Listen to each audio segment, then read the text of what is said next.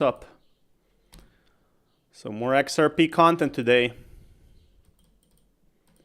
I slept like 5 hours, but this time I'm gonna try to have a 4-hour stream. That would be nice. So I am definitely excited right now for this. Welcome everyone. Let's check this out. We got some more crypto news. And awesome. XRP being live on the charts right now. I'm just setting everything up. So let's take a look at this. Welcome everyone. Be sure to follow my stream if you haven't already.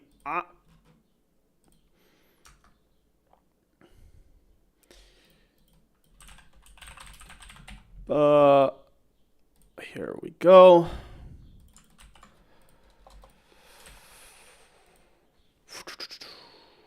Okay. Hey everyone. Let's check what is in the news. So we do actually have some nice content today, guys, especially about XRP. There's something I posted about XRP right over here that basically will break XRP prices. It's now live on television. So let me upload that. Let me close all these stupid web pages that we don't need. And we can have it over here. Bam. We are live, guys. Welcome. If you want to, guys, check me out on Kick. I'll be also streaming on Kick, but mostly I like streaming on Twitter because it's cool. All right. Here we go. XRP is live on basically CNBC, and I am pretty bullish on that because right now, when did we see Ripple basically being talked about on live TV?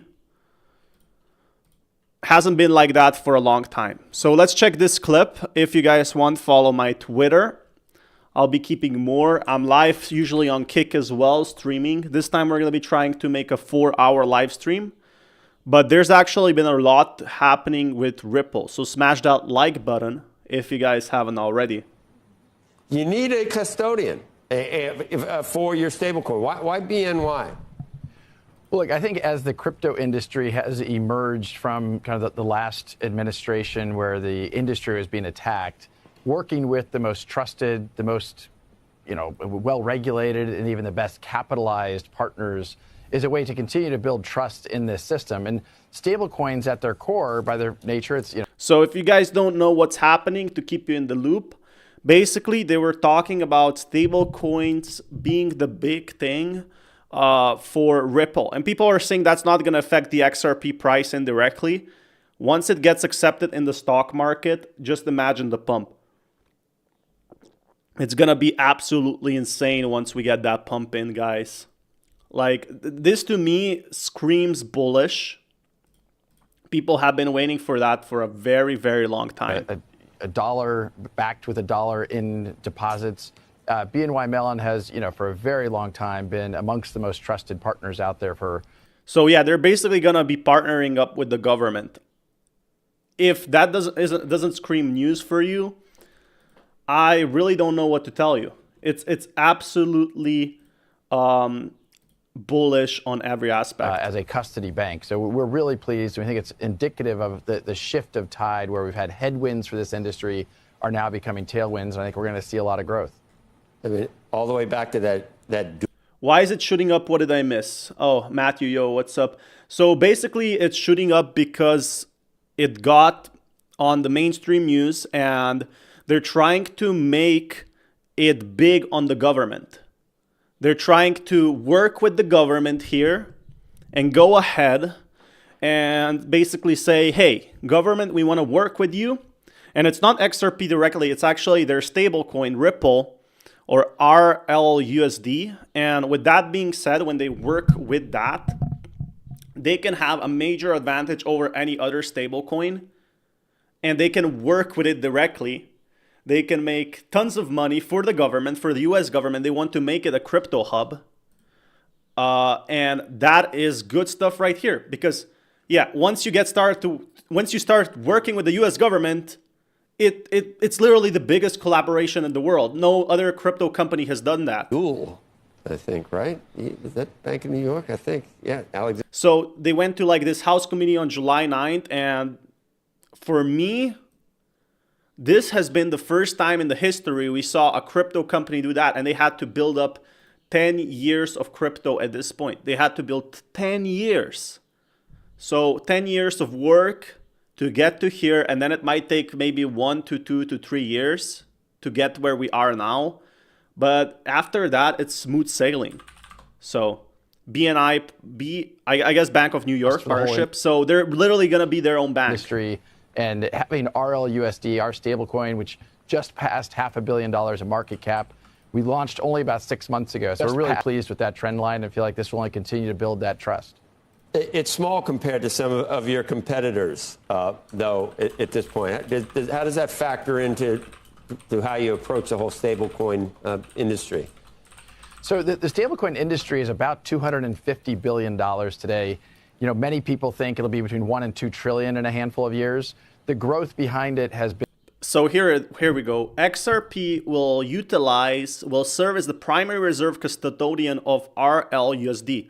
Ripple will utilize Bank of New York's transaction banking services to underprint its operations.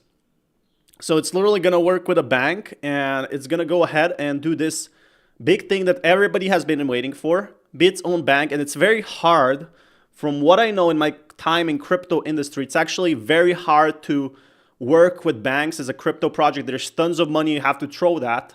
They basically have unlimited money glitch. And now that they have enough funding for that, Ripple can pump. Ripple can pump at all-time highs, and I might be streaming just like that for 4 hours. Every single day I'll be streaming for like 1 to 2 hours. My dedication is unmatched because I want to let people know how big that is for crypto. People deserve to know that this might be one of the key stepping stones that Ripple has. Like, Ripple has a huge advantage. One of the key stepping stones that Ripple will have to be basically one of the biggest projects for crypto.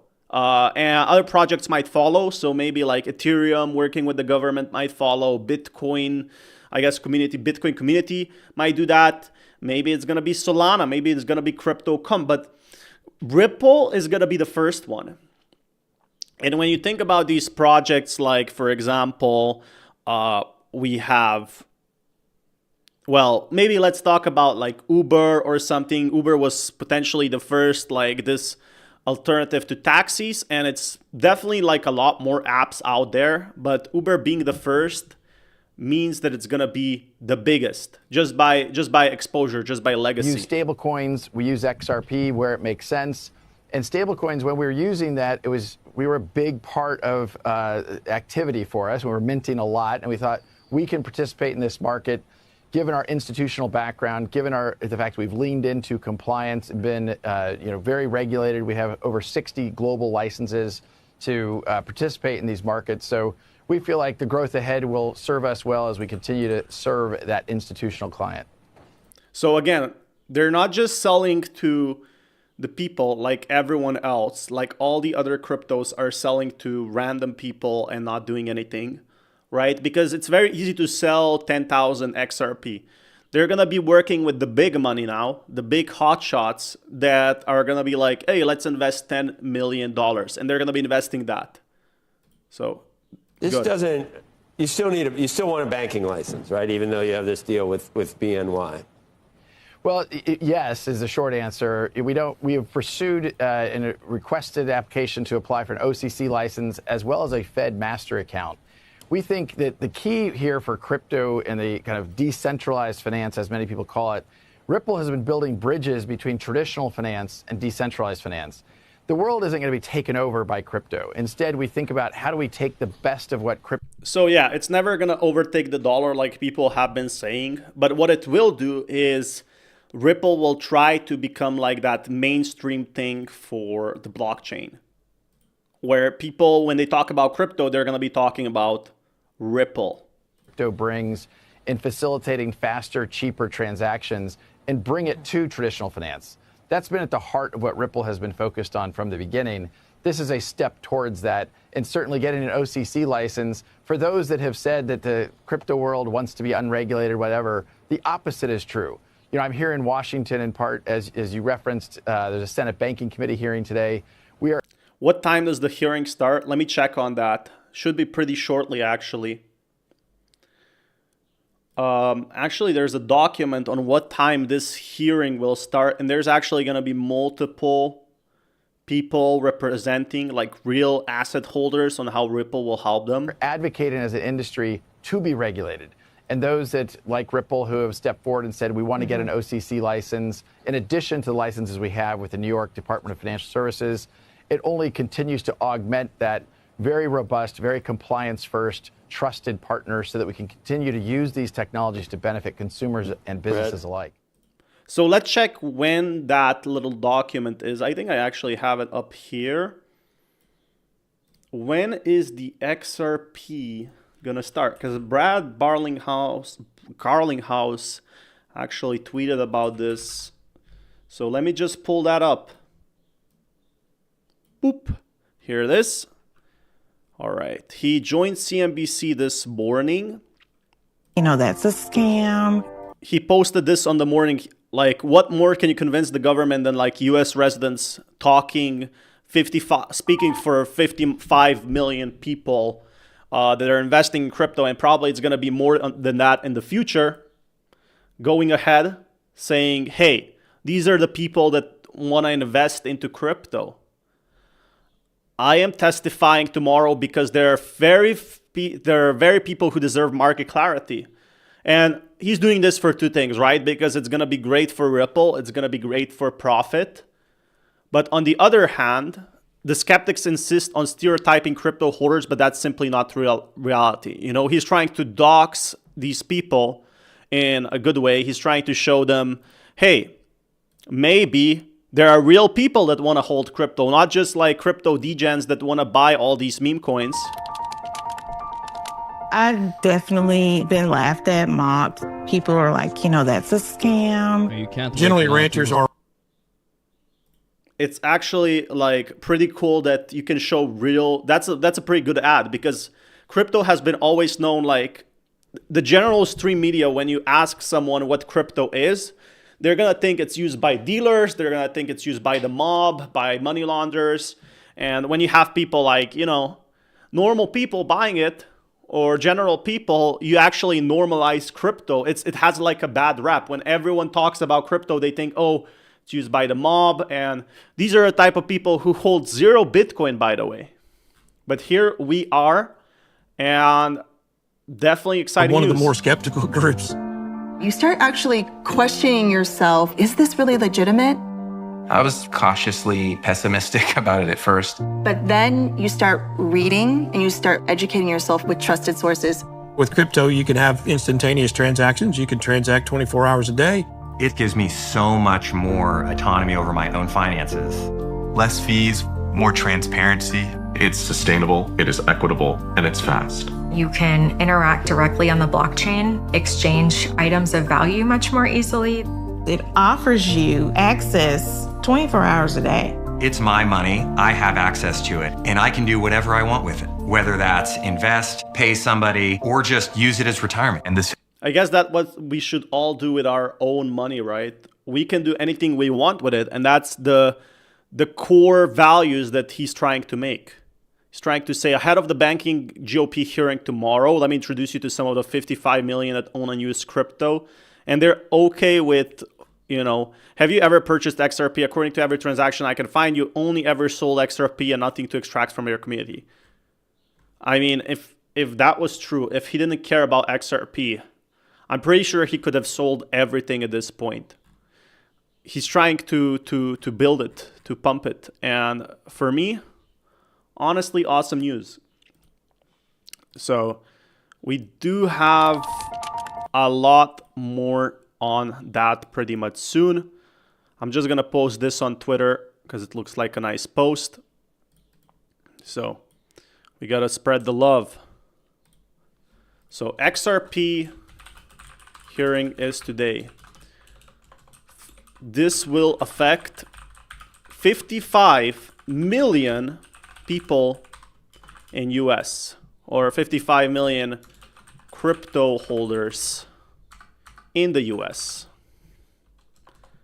And Ripple could become fully regulated. And once that is set in stone, bam. This got 400,000 views. So it's not a small thing. It's not just like a random ad that is going to go away. Check what else is here. So NVIDIA becomes the first company to reach 4 million market valuation. Well, that's cool. Well, what's my thoughts on NVIDIA stock? Everyone's saying it's overvalued, like NVIDIA is overvalued, but when I check the prices, it keeps going up. So on the key metrics part, NVIDIA should be oversold, right? It should be completely outsold. It should be dumping. But there are the key players, the big investors that could sell it for 100 million or 1 million. I know some employees, like if you literally worked for NVIDIA in 2022, 2020, you probably profited so much money because of the stock bonus, right? When you work in a company, you get a huge stock bonus. And I guess the most important factor is people will always buy NVIDIA because there's zero competition. When there's literally zero competition, they can just go up as long as there's demand. Like all these big companies working with NVIDIA, like for example, Tesla needs NVIDIA. I'm pretty sure Taiwan, like US, every big company is working with NVIDIA and they don't have any alternatives. Sure, there's companies trying to be alternatives, but is there really an alternative to the NVIDIA? Like one of the biggest chip processor. It used to be like a GPU and you could play video games, you could mine crypto on it. But now it's becoming like basically a way of this small power machine that it's gonna be used everywhere. And I do mean everywhere. So for me, that's like just a no-brainer. Should you buy it at this price? Like that's the thing with NVIDIA. Nobody knows when it's gonna go down. People have been shorting it to go down for 6 months already. And it got like $10-20 in the last month. It made 15%. That's like more than crypto gains for this type of stock. That to me just screams insanity. And nobody truly knows what's going to happen with NVIDIA stock. All right. 113 million deposited to Coinbase. If it's deposited to Coinbase,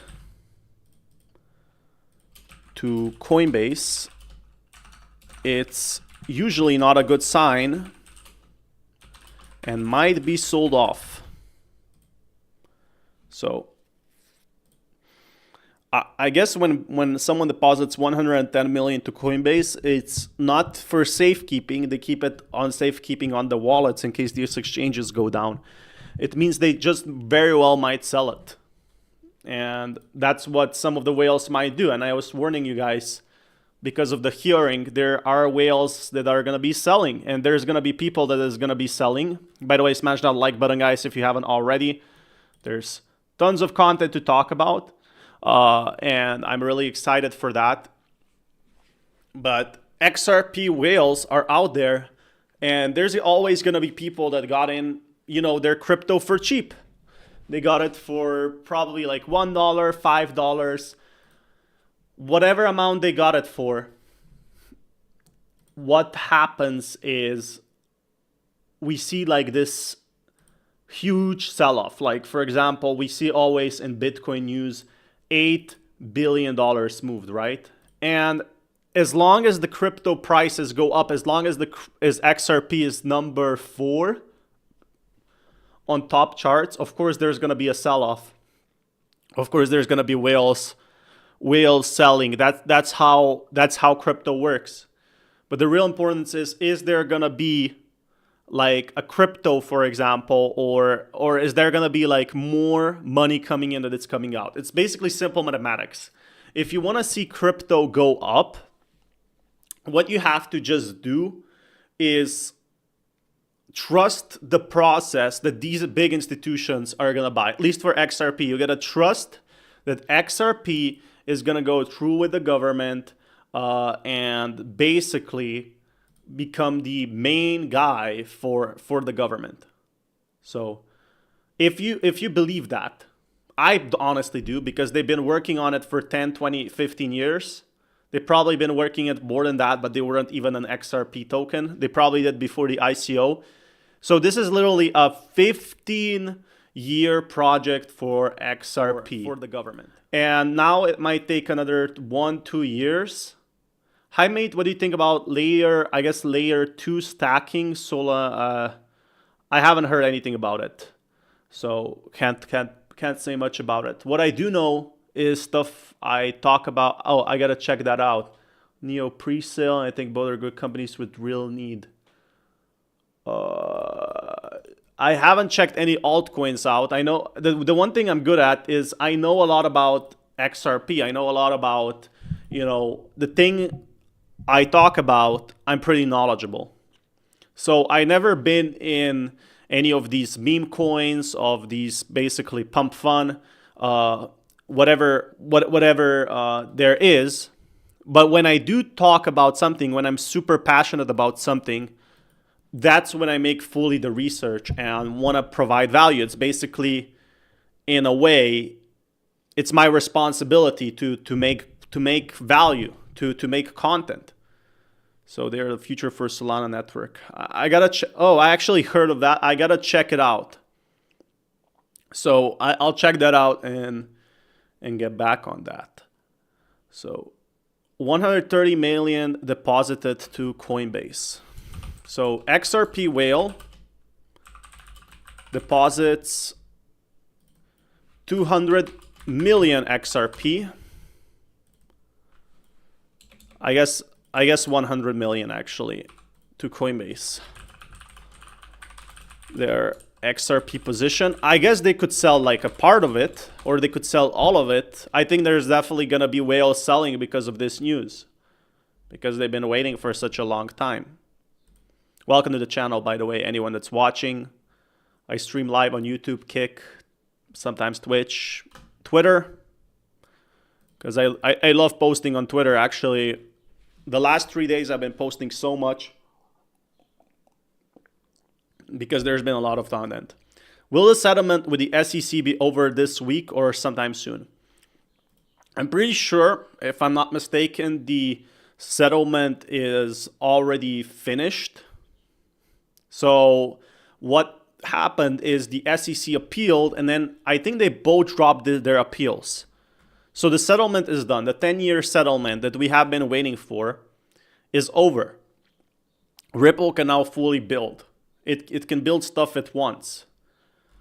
And that's the important factor. Because before, it cost them $500 million to actually build what they wanted, right? The lawsuit cost them $500 million. And when you're a company and have employees, 900 employees, it's a lot of money to have this much problems basically with the US government, especially when you're trying to work with the US government. So the SEC appealed their lawsuit, and now I'm pretty sure they have dropped the lawsuit as well, because they lost it.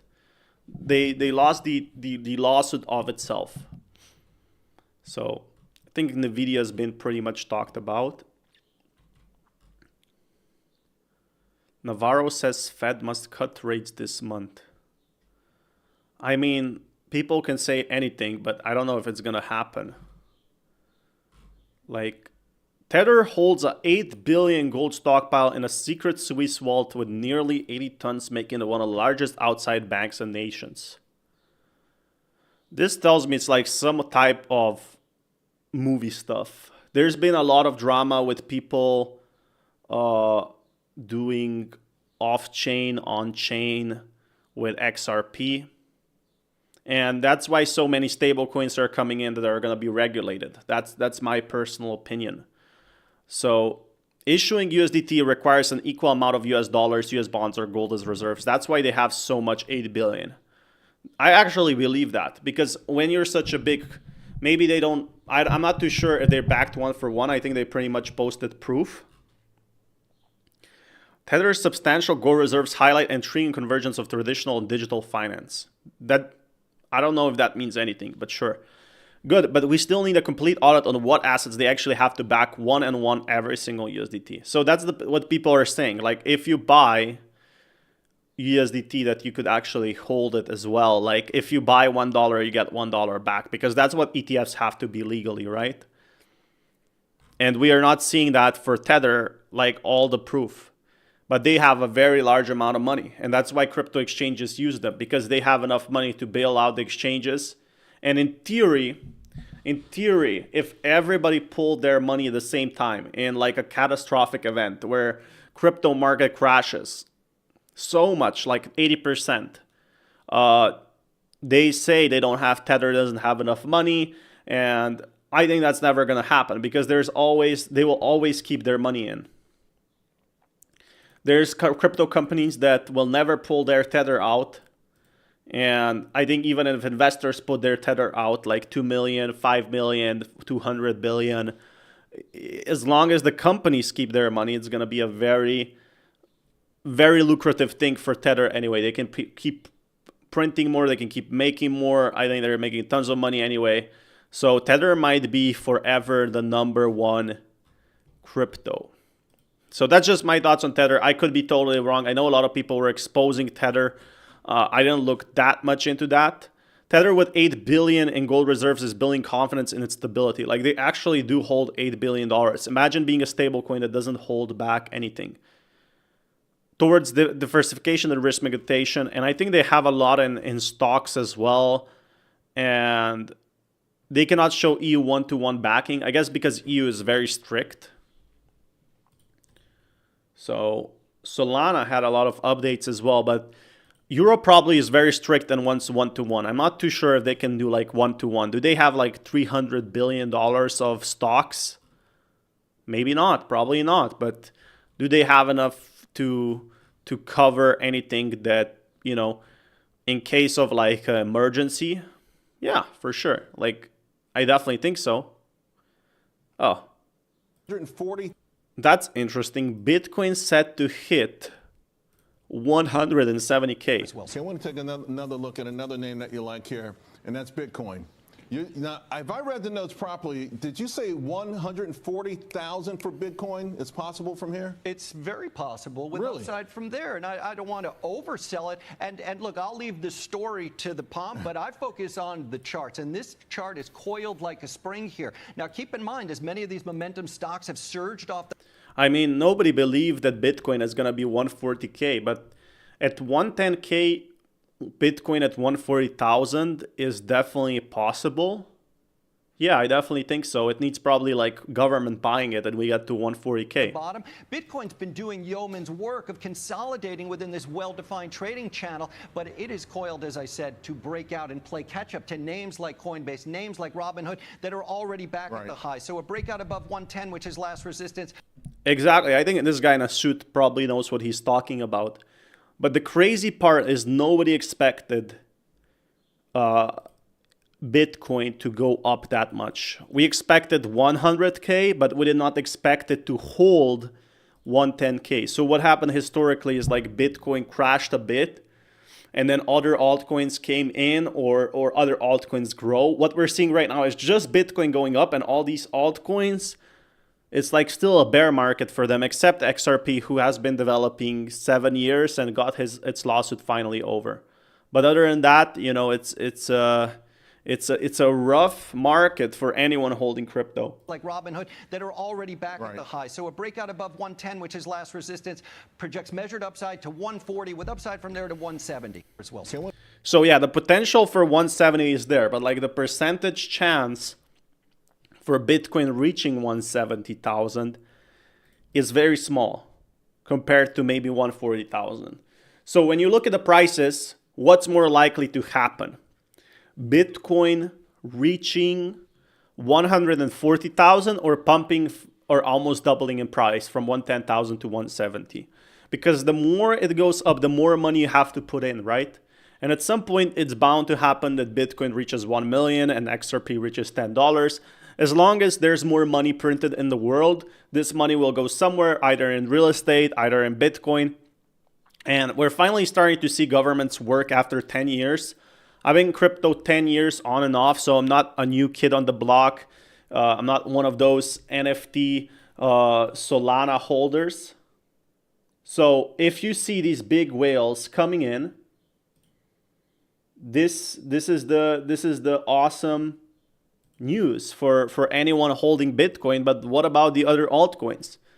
Now that's the big question. The other altcoins, when they pump, nobody knows. When you get cut interest rates. And that's what I in my opinion, that's why also Trump has been calling to cut the interest rates, because it might pump other tokens. They're holding a big amount of ETH. They're holding Trump, I guess. They're holding probably the Trump token. So it kind of makes sense for them to be diversified in these altcoins. And if we see altcoin pumps, we will get more altcoin ETFs. So the whole market, the whole crypto market will rise. Now, right now, it's just focused on Bitcoin rising. But in the future, we could actually be seeing like all these cryptos going up as well. So definitely very good news. Let me just download this video. Another look at another name. I'm going to post this on Twitter. Anyone that loves my content can follow me on Twitter. And I'll keep them updated with more news. For me, this is big news. So, Bitcoin, will it reach 170,000? Or will it go only to 140,000? Bitcoin price. What do you guys think? I think it probably will, you know, go to 140,000, and we might see some altcoins go up, but we need more like this retail investors we saw back in 2018, 2021 as well, 2020-ish. We saw so many people buying XRP, buying Bitcoin, and where did all that money go? It went into Bitcoin. So just let that sink in, that crypto right now might be the big thing. But if being on Fox, like mainstream media talking about crypto, that is the good news here. So I am definitely very excited if this happens. If it does not happen, oh well, what can you do, right? Maybe other altcoins will explode like XRP. But yeah, it's nice like that people still talk about crypto overall on the like mainstream media. When old people open their TVs, now we check Twitter, we check XRP news, right?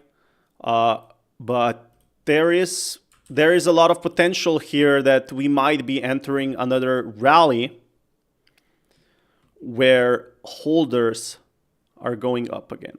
So 7 billion worth of Bitcoin shorts to be liquidated at 115,000. Now that is insane. That means one whale might lose their whole inventory. Short squeeze ready to explode. That's a whole lot of fuel for liftoff. Let's see if the rocket's got a thrust big time. If a whale gets liquidated, that means like the people that were basically saying that crypto is going to go down are going to lose that money. So that's probably some of the big institutions, maybe even banks.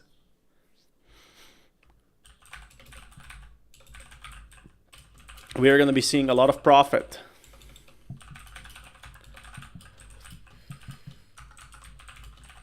Coming back to long it. So if this happens, if there's tons of shorts, we're going to be seeing tons of longs. So a short basically means that you're saying that Bitcoin is going to go down. And that's exactly this average. And there's something on Bybit that tells me, so 110,000. So this same cumulative short liquidation leverage. There's a very big chance this is the long. So people are basically betting on being this price point. There's a short here. This is everyone like saying, oh, it's gonna be 97,000. And these people are saying it's gonna drop. It's gonna go 120,000. So most people here are saying that it's gonna go up, right? Like this is a very big spike handle here of people predicting that it's going to drop in value. So when it reaches this price level, it's gonna be very, very bad for a lot of whales. A lot of whales will get destroyed at this price. So 110,000, 115,000 actually. You're going to see a whole lot of banks, a whole lot of big traders get destroyed. And this will ruin their confidence that Bitcoin is going to go down, right? So when you think about the market, it's really a big portion of it is what people feel about crypto. So if they feel that crypto is going to go down, that's called the market sentiment, they will stop buying XRP. They will stop buying Ethereum. And here people stopped feeling that, you know, we are going to be seeing crypto go down. So might as very well go to 115,000. A lot of these whales will probably profit that longed it. And that's exactly what we're seeing now. We're seeing the Bitcoin push for 115,000. And once that is done, the market might go up from there. We might break like a barrier support. And a lot of people will get their money. So basically the exchanges will get their money, but also the people who have said that Bitcoin is gonna go up. Because right now, most people are saying it's gonna go down. So $7 billion is gonna change hands. That's what happens. $7 billion, a lot of money. But in crypto, we are seeing that up and down, basically. Oh, and there's another quick news. Eric Trump's American Bitcoin raised another $220 million to buy more Bitcoin. Wow. That's pretty good news. Going to buy 220 million more BTC. Yeah. So 220 billion Bitcoin pumping again.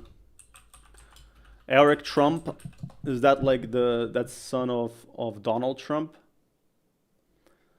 41 years old, but he might very well like raise more, buy more Bitcoin. I think he also called about Ethereum like to buy ETH when it was very low.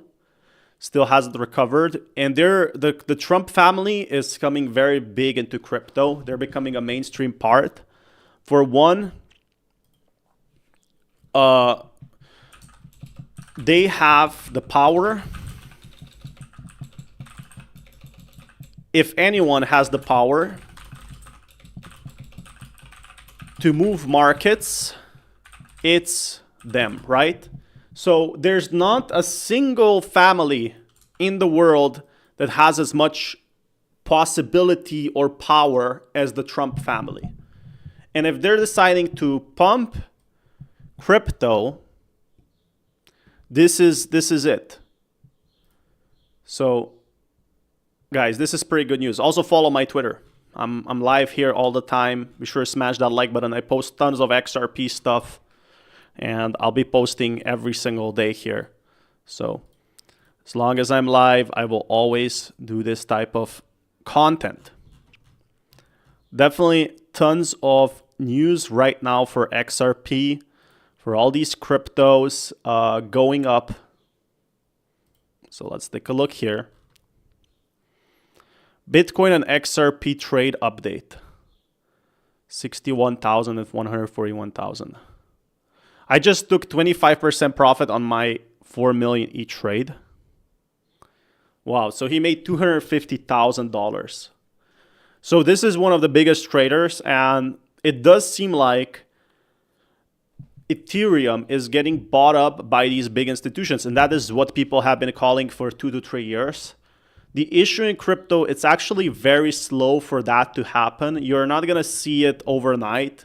Crypto going up like that and getting bought by the Trump family, getting bought up by the biggest crypto whales. But when you see something like this, to me, it screams bullish. Ethereum, he profited 230,000. And that's why people are in crypto as well. That's why people are longing and doing these trades, because I think he's about 24 right now, Crypto Rover. And to make this much money 10 years ago would be probably impossible or very hard. To make this amount of money 20 years ago is... How can you make as a 24-year-old, how can you make 230,000 in a single day? It's going to be very hard. I think he made 100K for being the best trader as well, or the top trader. So if you look at this, you can actually understand how much money there is in crypto market. When I see XRP 500,000 buy or 1 million buy, it doesn't even make the news articles anymore. Because with so much money in crypto right now, the only big money that will move is, I'm just pouring myself some water, is gonna be basically the big institutions. If a whale buys at this price point, if you bought it in 2015, that would make a huge difference, right? It would make a big difference if you put 2 million into XRP in 2015. It would be the talk of the month. But with so much money coming into crypto last 10 years, right now it doesn't even matter if that amount comes in. So it's so easy to make money in crypto nowadays. At least if you're trading good. People need to realize that.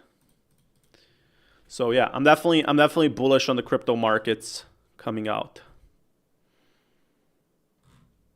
So let's see what else is seeing this news all the time. We saw this with NVIDIA, like Trillion making history.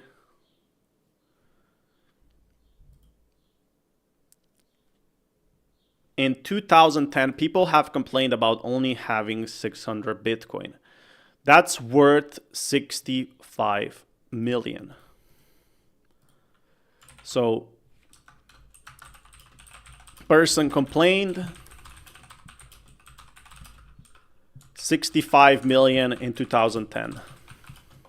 And that proves to me that time in the market beats basically timing the market. So see, all generated last week, I missed the bus. I'll be buying some soon. And he even is going to buy probably more. So what was the price of Bitcoin back in July 2010? Probably very, very low.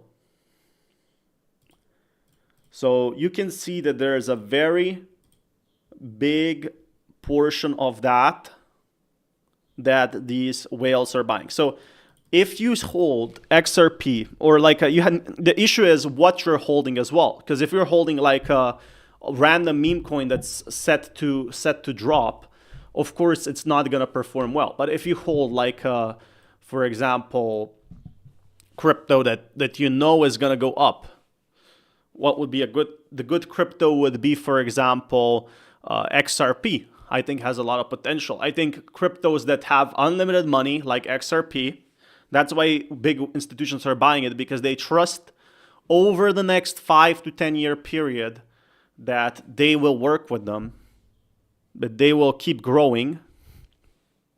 So they know that it's gonna explode. The issue is in 10 years, a lot of people might forget about XRP. So what do you do if everyone forgets about your token? You gotta build technology. So he might have lost it all or spent it. Is there any more info on this? So that's the main issue I'm seeing with crypto right now, is that we need more time. We need more time for the markets to stabilize.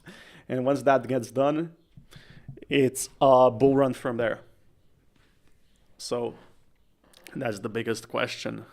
If you can hold your crypto, if you can hold your coin like XRP did, XRP survived 15 years of bad markets, actually 10, 12 years. So they survived Mt.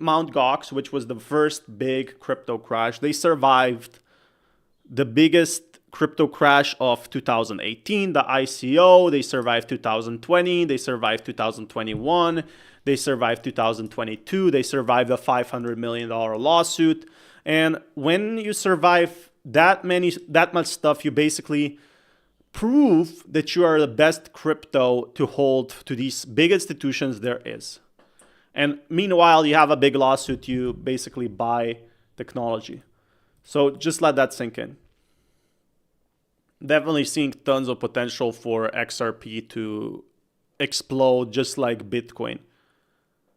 So he owned 600 Bitcoin. So time in the market is basically the best thing there is. Bitcoin is going 3 million per coin. Bitcoin's been mined, but 95% of the world doesn't own Bitcoin. So I just think that there's still it'd be... Let's check this out.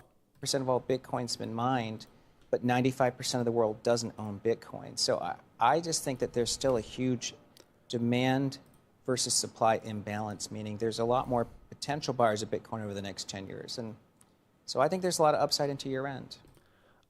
I think what Tom Lee means, if there's institutions coming in, if there is like a major institution or a government coming into Bitcoin, could it see 3 million? Maybe it could see 3 million if there was no sales, but if there's sales, obviously there's going to be a lot of previous institutions selling. Into your 150 target. Yeah, 150, maybe 200, even 250 this year. What? 150 to 200. So that's his prediction, 150,000 Bitcoin to 200,000. And the markets definitely prove it. We could definitely see that type of pump. Even 250. And what's you don't have a terminal price on that, do you? Well, it's, I think at a minimum it should have the same network value as gold. Mm-hmm. And if you look at above ground gold, it's probably 23 trillion. So that would be, 1.2 million for Bitcoin. But I think Bitcoin is more valuable than gold. So, Bitcoin could be 2 million, 3 million long term. The issue with Bitcoin is been used for 10 years and gold's been used over 5,000 years, I'm pretty sure. That's why gold is worth that much. It's still used to this day in banks. Bitcoin is basically its own value, and gold is also used. I guess it was replaced in building materials and other type, it might be used in gold rings, but that's because it has a status symbol. So gold needed a lot of time in the market, over 5,000 years, to build this 1.2 trillion. But with so much money coming in, Bitcoin could be reaching 1.2 million in the next 15 years. It's not impossible. Next 15 years is definitely, a thing. Even higher. Okay. Thank you. And we're talking years, obviously, but 95% mined. I don't think the last one is mined till 2150 or something. Yeah. It's getting harder and harder. Yeah, depending on what decimal you want to use, it's probably 2040 or something. But Yeah. Yeah, but if you're having something forever, it'll always. So what's your terminal value? That's what we just said. Yeah, I mean, the final. He said 2.5 million. 2.5 million at the end. Yeah. Or maybe, Okay, maybe higher. Or maybe even higher. I didn't appreciate that point. Yeah, I mean, it could. But I guess maybe the way I meant that is, does that happen at the end after it's all? When it's all. I guess like nobody knows, like all these predictions that we saw years ago, nothing happened basically from that. Like we were waiting for that, and all these predictions were wrong. I think nobody knows unless like a different government entity comes in. So there's actually a hearing right now that I want to check out. It should be live. So let's check that out.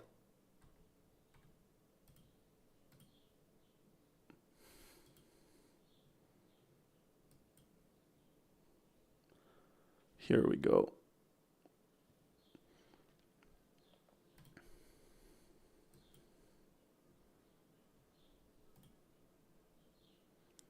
Hackers stole a record $1.3 billion from crypto platforms in 2024 and then turned around and topped it in just a single heist with a $1.5 billion heist earlier this year. According to TRM Labs, quote, terrorist organizations demonstrated increased sophistication in their use of cryptocurrency, turning to unhosted wallets, mixers, and privacy coins like Monero. We need a crypto regulatory framework that reduces these risks, but I am concerned that what my Republican colleagues are aiming for is another industry handout that gives the crypto lobby exactly its wish list, the blessing of our government's approval, combined with crypto rules that are weaker than the rules that every other financial Thanks, actor my man. must follow. Welcome. The crypto industry may be calling the shots for Republicans, but nobody wants weak crypto rules more than the President of the United States. A majority of President Trump's wealth, as much as $7 billion worth, is now based in crypto, from issuing his own stable coin, to issuing his own meme coin, to owning a Bitcoin mining company, and to controlling a huge portfolio of crypto investments. Again, according to Chainalysis, the president and his associates pocketed more than $320 million in fees alone from the Trump meme coin, while the majority $300 million of retail is investors crazy. who bought that same token actually lost money. Now, if we're going to provide rules of the road for crypto, we need to shut down the super highway for presidential corruption at the same time. We need crypto legislation that will strengthen our financial system, not make it worse. Here are principles that I think should guide our work. First, new crypto rules shouldn't open a back door to destroy the securities laws that have served as the bedrock of our capital markets for nearly 100 years. Freaking classy I'm Warren, bro. worried here because some recent proposals, including the Clarity Act that the House is voting on this week or next week, include language that would allow non-crypto companies to tokenize their assets in order to evade SEC regulations.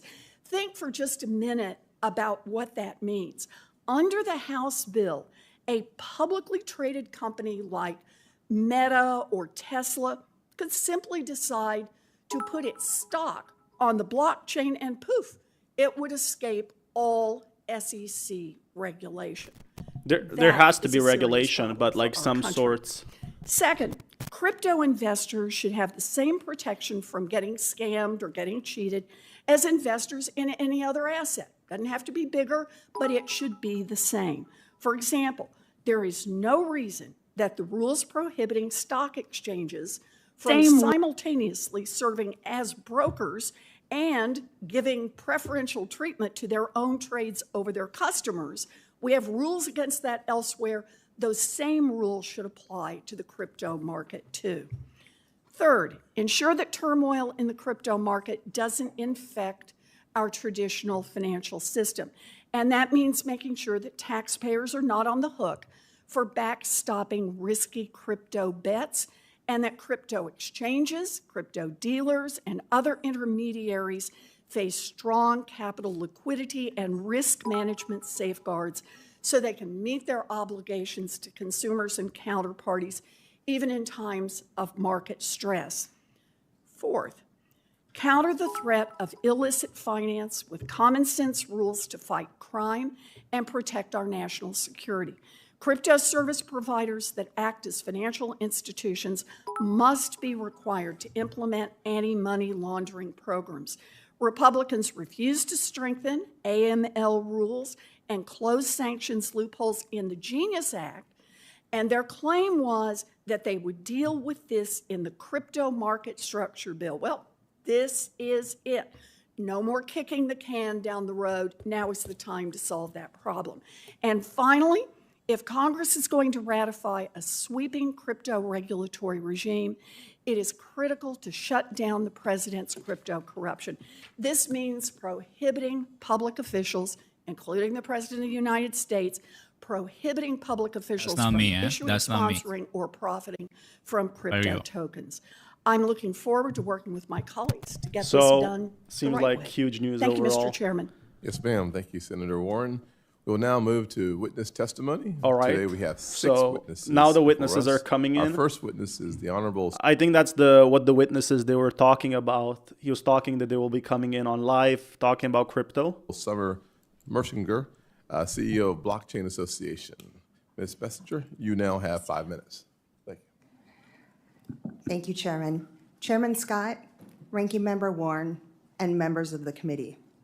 Thank you for the opportunity to speak with you today. My name is Summer Mersinger, and I'm the CEO of Blockchain Association. We're the leading collective voice of the digital asset industry in the United States, representing more than 130 of the most innovative job creators and stakeholders in the blockchain ecosystem. Our members, many of whom are startups and small businesses, are building the next generation of the internet and a new wave of finance here in the United States. From software developers and infrastructure providers to investment firms and trading platforms, we are proud to advocate for the responsible growth of this transformative technology. I'm here today to deliver a unified message from our industry. The United States urgently needs clear, comprehensive, and carefully designed rules for digital assets. Without thoughtfully crafted rules for the road, we risk stifling innovation, leaving American consumers without proper safeguards and protections, and ceding leadership in a sector that will define the future of global finance and technology. Regulating the industry with existing laws has created ambiguity, stifling American innovation, and driving entrepreneurs to jurisdictions with clearer legal frameworks. While jurisdictions like the EU, the UK, Japan, and Singapore are implementing bespoke digital asset frameworks, the United States is falling behind. It's not a matter of whether to regulate, it's how. We need bipartisan legislation that provides clarity, encourages responsible innovation, and reinforces America's role as a global leader in financial innovation. To guide that effort, Blockchain Association has put forward 12 principles that we believe should form the foundation of any durable market structure legislation.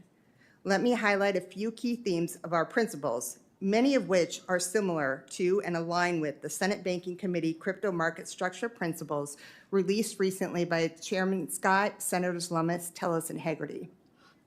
First, we need a functional and modern framework tailored to the realities of the blockchain ecosystem. This space includes not just traditional financial intermediaries, but also software developers, validators, and other participants who don't fit neatly into 20th century regulatory categories. Second, we must recognize that digital assets are not inherently securities. Much of the current confusion stems from attempting to apply the 1946 Howey test to this technology. Code is not a security. Third, there must be a clear, workable path for platforms to register and operate. Right now, no such path exists. Fourth, strong consumer protections are essential. Our industry fully supports consumer safeguards such as secure custody of customer funds, detailed disclosures, bans on market manipulation, and robust oversight. These are not regulatory burdens. They are the foundation of trust and resilience. Finally, we must view establishing a federal regulatory framework as a national priority. Digital assets and blockchain technology are revolutionizing XRP financial prices services, crashing supply hard. chains, and digital identity. The country that leads on this policy will set global norms and unlock enormous economic and strategic benefits. The United States should be that leader. And this is our moment to lead. Blockchain Association and its members are not asking for a world without rules. We're asking for clear rules, rules that protect consumers, support innovation, and ensure that the next generation of the internet is built on American values. We urge this committee to seize this historic opportunity and pass meaningful bipartisan market structure legislation this year. We stand ready to be a resource in this endeavor. Thank you, and I look forward to your questions. Thank you, Ms. Mersinger. We will now turn to Jonathan Levin, CEO of Chain Analysis. Chairman Scott, Ranking Member Warren, and members of the committee, thank you for the opportunity to be back here to testify. I'm Jonathan Levin, co-founder and CEO of Chain Analysis, the blockchain data company. We maintain the largest database of blockchain intelligence, which powers prevention, investigation, and disruption of illicit activity on the blockchain. We serve over 1,500 clients worldwide, including the largest financial institutions, fintechs, and decentralized applications. We also support over 350 public sector agencies with tools, data, and services to disrupt and fight illicit activity. Over the last 10 years of Chain Analysis, we have partnered with law enforcement and industry to disrupt some of the largest threats to our national security and public safety. We have proudly helped the US government seize over $12.4 billion of criminal proceeds.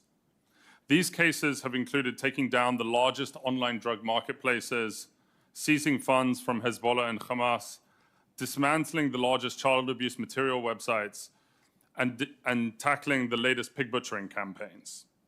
The power of our technology, combined with the authorities of law enforcement and the industry partnership, have proven to be a more effective disruptor of illicit activity than anything seen before in traditional finance.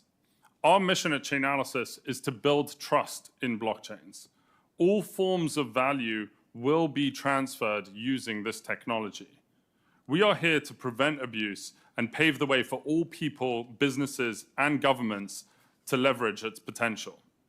The United States can be the major beneficiary if we get the policy framework right and allow regulators to adapt and change with the pace of the technology. I have 3 policy insights that I want to share today with the committee. First, the blockchain introduces a fundamentally new model for financial oversight. We often hear the phrase in these rooms, same activity, same risk, same regulatory outcome. But the unprecedented visibility offered by the public blockchain has to be factored into the assessment of both activity and risk.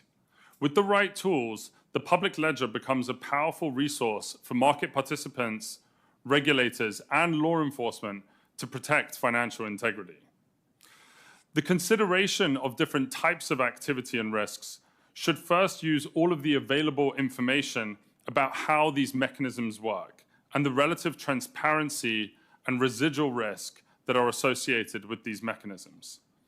In contrast to traditional financial systems, the ongoing monitoring, oversight, and supervision of the system must be built first on publicly available information. Second, we need to equip government agencies to fully leverage this new paradigm. Getting the right regulations in place will require building capacity of different agencies and industry bodies to tackle the different types of risks particularly as it relates to illicit finance and payments. It requires the government to understand the operational risks involved in the deployment of smart contracts and decentralized infrastructure and the accompanying mitigations. It requires the government to leverage the transparency and available real-time information for effective supervision. And we need to be designing compliance regimes so that all institutions can engage with decentralized technologies. Government agencies with the right mandates and a focus on public-private partnerships will lead to the type of market infrastructure that all market participants are searching for. Third and finally, the blockchain actually enhances our ability to act quickly against illicit actors. As stated, following the money on the blockchain is actually easier than in traditional finance. But furthermore, issuers of tokenized assets can actually take actions to easily freeze and seize assets. I'll give you an example. In a recent pig butchering case, crypto exchange OKX and stablecoin issuer Tether froze and then seized $225 million of criminal proceeds in collaboration with US Secret Service. The traceability and programmability of these assets is a key benefit in addressing illicit activity. At Chainalysis, we are proud to support the US government in our ability to keep the digital asset ecosystem safe, and I look forward to your questions. Thank you, sir. Next, we'll hear from Mr. Dan Robinson, General Partner at Paradigm. Right, coming after him.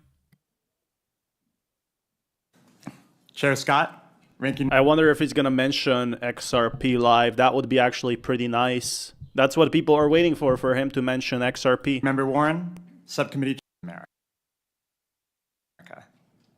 My name is Dan Robinson, and I serve as a general partner at Paradigm. I'm just going to speed this up. Focused on crypto. So it's going to be live. Companies solve technical problems related to market and mechanism design, particularly for applications in decentralized finance, or DeFi.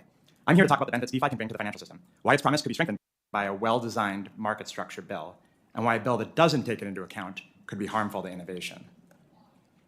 Crypto provides an alternative to our traditional world of finance. What stablecoins do for money and payments, DeFi does for trading, lending, and other functions of the financial system. DeFi can reduce costs and improve accessibility by removing unnecessary frictions in the back-end infrastructure of Wall Street. Decentralized finance is in its infancy, but it has already had a tremendous effect on one small corner of the financial system, crypto itself. For many crypto natives, the natural place to trade is now on decentralized rather than centralized exchanges. Decentralized exchanges work very differently from centralized ones. One illustrative example is Uniswap, with over $1 billion in daily volume. The core of the Uniswap protocol is a set of smart contracts that allow any user to efficiently provide liquidity between any two assets. Anyone can use Uniswap to instantly trade with other users without ever giving up custody over their assets. These decentralized exchanges, much like stablecoins, run directly on blockchain rails. They are open, verifiable, and interoperable. This is a far cry from the opaque and fragmented back-end systems of today's Wall Street. With crypto, and especially with DeFi, we have a chance to radically upscale our markets to make them more efficient, more liquid, and more integrated across our economy. DeFi infrastructure could modernize the backbone of our financial system, reducing the fees paid by ordinary investors. Tokenized stocks could lower barriers to entry for investing in American companies. And prediction markets can be more broadly brought to bear across the economy, improving our ability to foresee unexpected outcomes and hedge risks accordingly. At the same time, markets do need rules. We at Paradigm believe it is important that crypto regulations be clear, fair, and equitable. We also think it has been an unforced error for the US to be one of the last major developed countries to enact legislation on crypto market structure. In the hopes of providing some hard-won wisdom from our experience in crypto, we released 17 principles for market structure legislation. I wanted to flag 3 of the most important. First, crypto assets should be commodities. Crypto assets are designed to be used, to interact with smart contracts, and in some cases, to pay for on-chain operations, not merely for investment. A token classification rubric based on the Lummis-Gillibrand ancillary assets approach would be the best way to reflect this principle. Next, any decentralized crypto asset exchange should not be required to register with the CFTC, SEC, or any other regulator. At base, a true DeFi protocol is software. Just as we do not ask Microsoft to register Excel with the SEC just because companies use it to track their IPOs, we should not demand the engineers of DeFi protocols register their software just because others use it. Seems like they're gonna be like going all in on crypto. DeFi should be protected and supported across the globe. No government should be allowed to impose global restrictions on the trading of crypto assets through DeFi. In this way, the US would be resurrecting the work done by our forefathers to protect the freedom of the seas in prior centuries, and, more recently, freedom of the internet. Let me close by stressing the tremendous potential opportunity that lies before you on market structure legislation. Every day, we at Paradigm see new ways that crypto will support economic growth in free markets, from prediction markets and DeFi to tokenized stocks, and even the use of Bitcoin mining to support the electric power grid. We are now even seeing crypto markets emerge for the trading of credits in AI compute.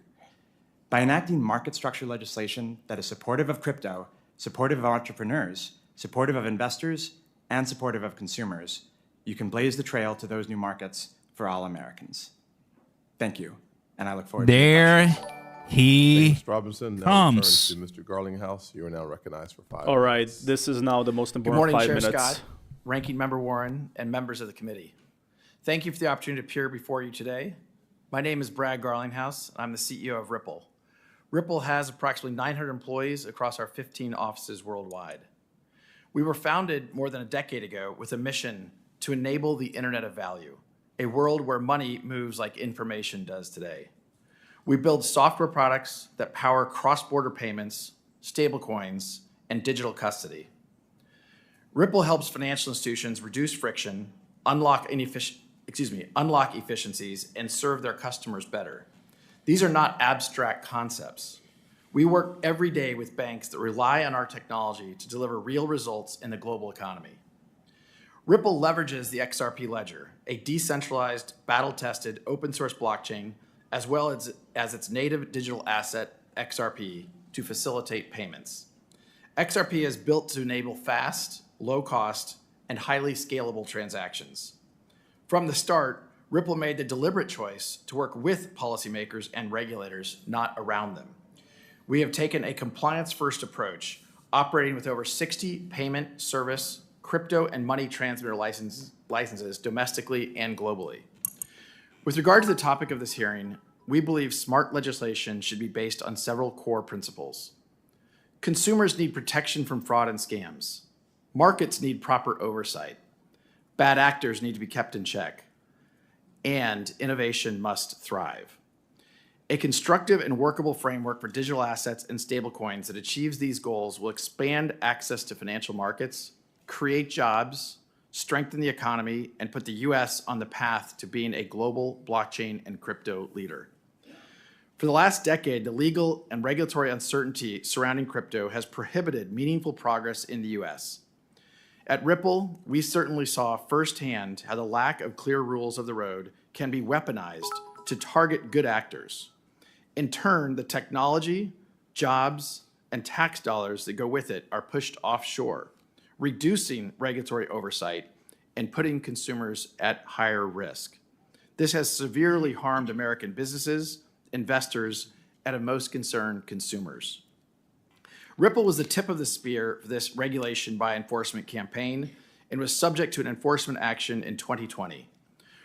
We were the first leading U.S. company to be sued by the SEC. We and many others understood that a loss here would be a death knell for the industry. Fortunately, after 4 years of a hard-fought legal battle, we prevailed. The court ruled in our favor on everything that mattered, including finding that the token XRP is not, in and of itself, a security. Our victory cleared the path for other market participants to fight back. Despite these headwinds, Ripple still prioritizes education and engagement with policymakers and regulators globally. For companies to have the confidence to continue doing business in the United States, Congress should focus on passing principled and smart legislation with these critical goals in mind. First, set clear jurisdictional boundaries for our main financial regulators. Second, establish pathways for companies to build in the U.S. without sacrificing investor or consumer protections. And third, ensure that the U.S. can be a global leader in crypto by taking full advantage of the benefits and efficiencies brought by digital assets and blockchain technologies. The U.S. possesses the world's deepest capital markets, the most advanced technical talent, and a spirit of innovation that has powered our nation since its founding. There is no reason we should not be the undisputed leader in digital assets and blockchain. Over 55 million Americans participate in the crypto economy today, equating to over a $3.3 trillion market cap. A smart regulatory framework for crypto market structure is essential to realize that future and is overdue. Speaking on behalf of the crypto industry, I urge you to prioritize the passage of market structure legislation for digital assets through this committee and the full Senate, to provide the rules and regulations needed to ensure that the U.S. becomes the crypto capital of the world. Once market structure legislation for digital assets becomes law in the United States, this will catalyze a new era of U.S. competitiveness and unlock efficiencies in financial transactions, dramatically helping consumers and businesses alike. Ripple hopes to see this become a reality, and we look forward to working with you to help make this happen. I look forward to your questions. Thank you. Up next is the Honorable Timothy Massad at the Kennedy School of Government at Harvard University. Good morning, Chair Scott, Ranking Member Warren, members of the committee and staff. Thank you for inviting me today. My name is Timothy Massad. I'm former chairman of the CFTC, former Assistant Secretary of the Treasury. The views I express are my own and don't represent the views of the Kennedy School of Government. You know, many of us are familiar with the movie Groundhog Day, in which Bill Murray is condemned to repeat the same day over and over, and he finally escapes the time loop not through external means, but by changing his outlook on life. And I suggest that we're in a similar time loop when it comes to achieving clarity in the regulation of digital assets, and we need to change our outlook. There have been repeated congressional hearings calling for clarity and a series of legislative proposals, each claiming to provide clarity, but there's never been a consensus. And whether it's Lummis-Gillibrand, FIT 21, or the Clarity Act, they all have similar flaws. They rewrite securities laws to create a new category of digital assets that their proponents claim will forever solve the problem. But none will achieve the clarity or the sensible regulation that we need, and each would undermine existing regulation. We need a different approach, and it requires recognizing a few facts. First, this is a technology. It's not an asset class. It will be used in many ways, including in tokenizing securities. Second, whether something in digital form is a security, a commodity, or neither, cannot be easily defined by a paragraph or two in a statute. It depends on what the token represents, whether there is an issuer, whether the transaction is one in which capital is being raised, and so forth. Third, the technology and use cases are evolving rapidly, so we should not lock in definitions that will prove obsolete soon. And fourth, a principal reason for the lack of clarity is our fragmented regulatory system. We have two market regulators, neither of whom has full jurisdiction over the spot market for digital assets that are not securities. The industry has taken advantage of this gap by arguing that most use cases are not securities and can therefore be issued and traded without regulation. That has led to a lack of investor protection. Now, the primary regulatory response to date, court cases that seek to interpret the Howey test, has also not been sufficient. It was a whack-a-mole strategy even when the particulars of a case made sense. But the solution is not for Congress to become the regulator. Instead, all these factors argue for creating a process by which the SEC and CFTC work together to provide the clarity and the necessary regulation. And legislation should provide them with the proper authority, principles, and flexibility to do so. But legislation that writes detailed rules and creates a binary classification scheme is bound to fail. Former SEC Chair Jay Clayton, who was appointed by President Trump, and I proposed this approach 2 years ago. We said Congress should mandate that the SEC and CFTC work together through a self-regulatory organization or otherwise to develop joint rules that would apply to every intermediary that trades or handles Bitcoin or ETH. Now, that was the jurisdictional hook.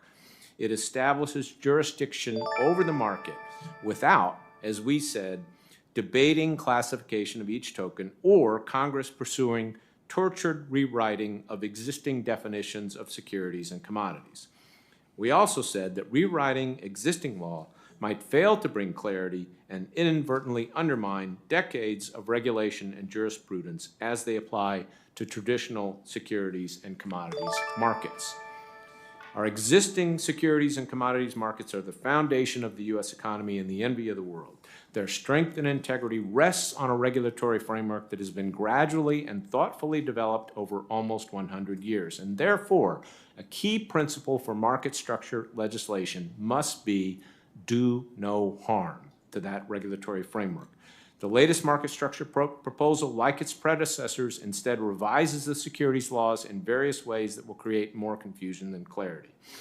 For example, it creates a broad exemption for activities described as decentralized finance, which will lead to migration of regulated activity into an unregulated sphere.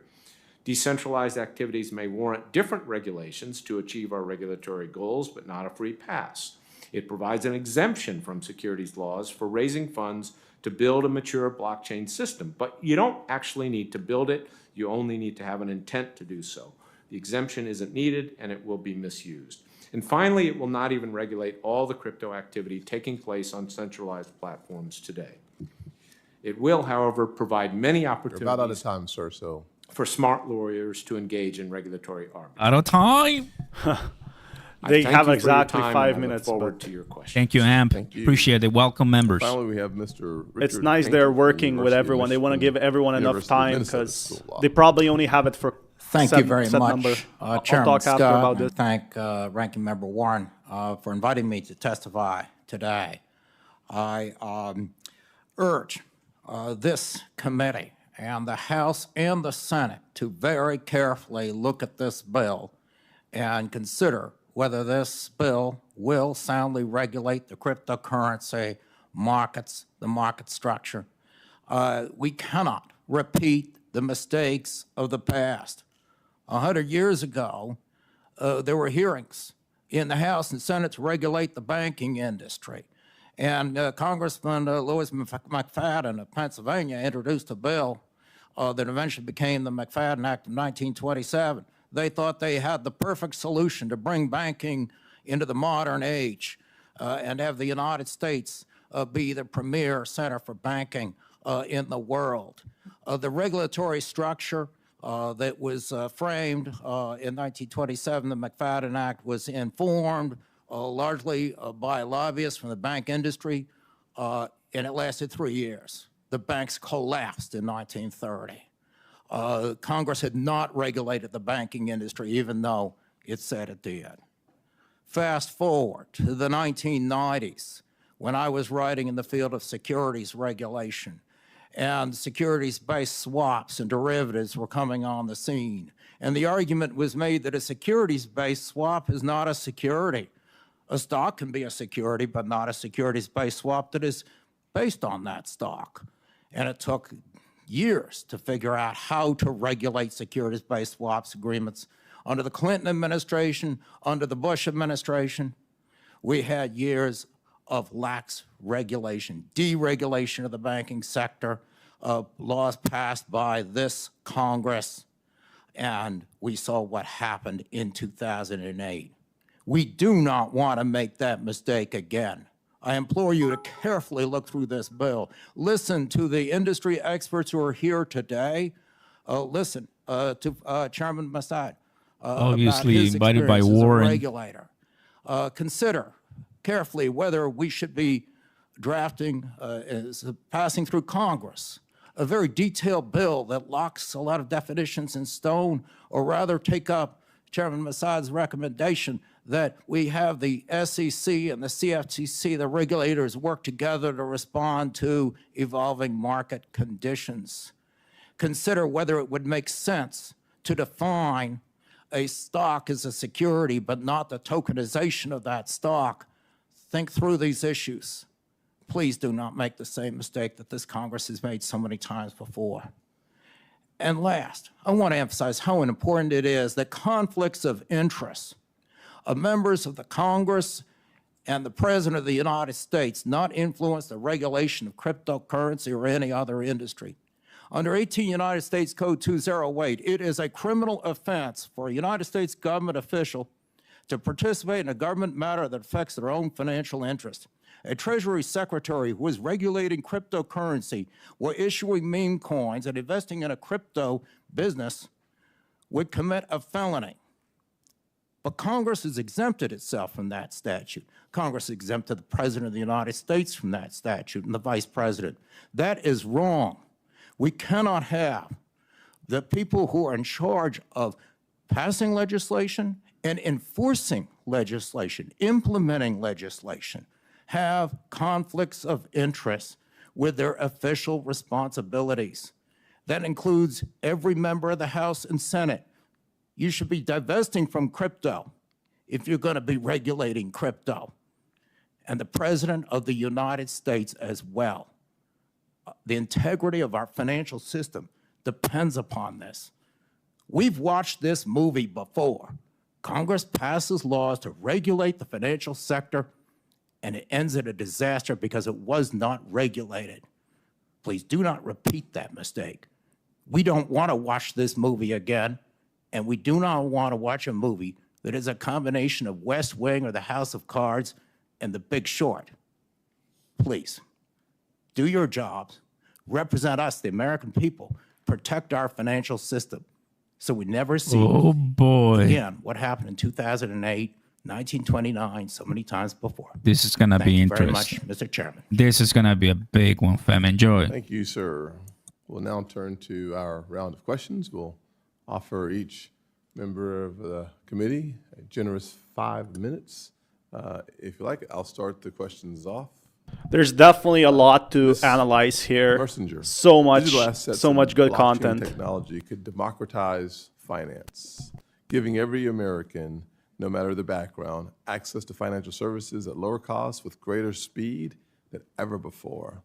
To achieve this revolutionary potential, there is widespread agreement from industry leaders to the President and bipartisan members of Congress that we must provide clear rules that foster innovation and protect investors. And listening to you, and frankly, Mr. Levin as well, I think Mr. Levin said we need a fundamentally new model because we're talking about, frankly, a fundamentally new world. It's not new today, but it's new to those of us who are going to pass legislation. And you talked about the importance of the existing laws as we see them are inadequate and, frankly, not applicable to this new opportunity to be the crypto capital of the world.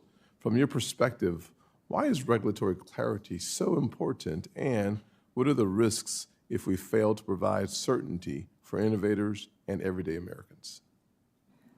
Thank you for that question, Senator.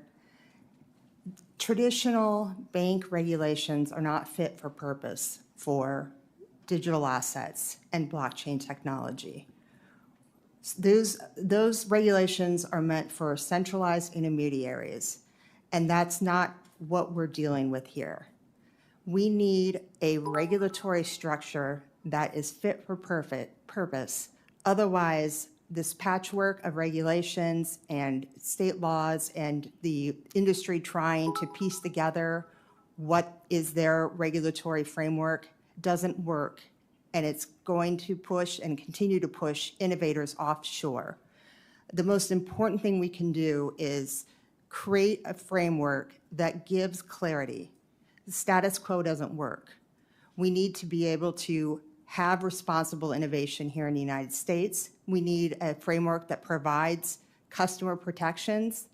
And we also need to make sure that whatever framework we put in place, that it ensures that U.S. American values are what this new framework, or what this new technology is based on. Thank you very much. Mr. Levin, there's a common belief that money laundering is easy with crypto, but the truth is, it's not. Blockchain technology creates a permanent, traceable ledger that can help law enforcement catch those bad actors. I've said it before, so I'll say it again. It's far easier to track something that has a digital footprint than something that does not. However, some of my well-intentioned colleagues seem to think that crypto is tailor-made for money laundering, when in reality, it's a whole lot easier for criminals to hide their tracks with cash.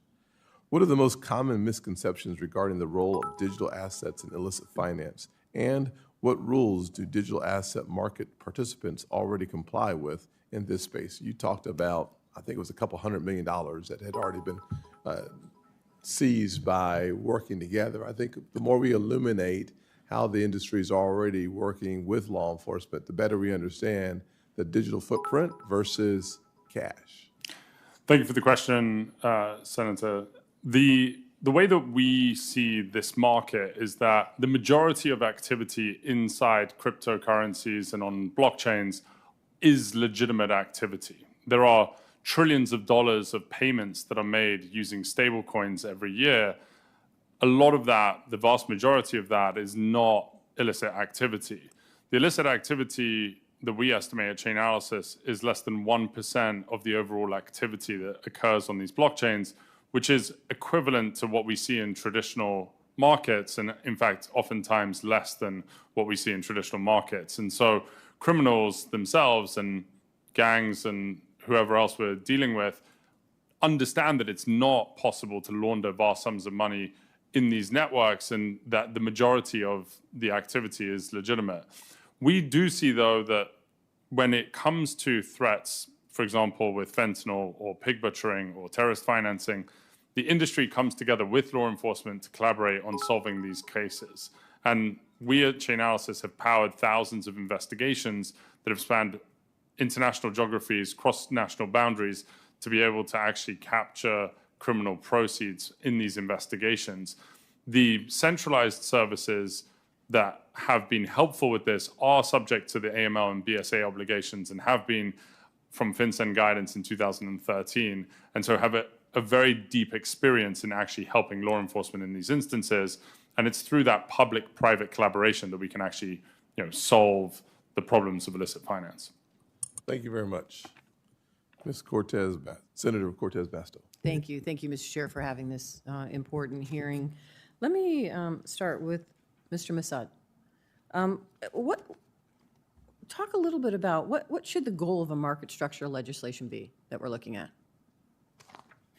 I think it needs to set up a process and some principles for achieving clarity and addressing this regulatory gap. The gap is that in our framework, we have no regulator of the spot market for anything that's not a security. So we need to fill that. And we need to bring some clarity to this question of when is the use of digital technology turn something into a security or a commodity. But that's much more complicated, if you will, than simply writing in, a single definition. And that's why I advocate a process. That's why Jay Clayton and I advocated more of a process of bringing the SEC and the CFTC together. You don't necessarily have to merge them, but we need to have them work together on this. Thank you. And Ms. Mersinger, would you agree with that? I would, yes, I would agree that we need a framework that's going to work for the industry. We need clear lines of jurisdiction here. And I totally agree with the SEC and the CFTC working together. In fact, they could do that right now, and they are doing that right now, working together to provide what clarity they can. But we still need legislation to oversee the spot market, and as Mr. Massad said. Okay, thank you. Let me ask you this as well, and maybe, Mr. Massad, let me start with you again. I have heard from my state's a security administrator and many of them across the country about the paramount importance of preserving states' powers in federal market structure legislation. Can you talk about why that is important?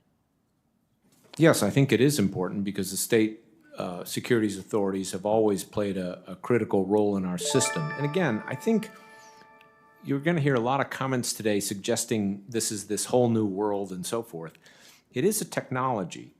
And we got to remember what we have going on are still, most of this activity is going through centralized intermediaries. It's not just happening on chain. So I think we still need the resources of the states as well as the enforcement resources of the SEC and the CFTC to bring to bear. Thank you. Come on, Brad, bring it home. Mr. Levin. By the way, you did some great work with Caesar's Palace. I thank you for the work that you've done. I appreciate it. And for that reason, I understand we're all concerned They're actually about the talking good about Brad. scams This and is the huge. fraud that could occur, that quite honestly always occurs with some sort of new technology or something happening at the federal level. Our goal here is to make sure we're protecting our consumers and giving the regulators and law enforcement the tools in the private sector to go after that and stop that. Can I ask you, what are the biggest obstacles to identifying and recovering ransom payments or stolen crypto funds? Thank you for the question, Senator.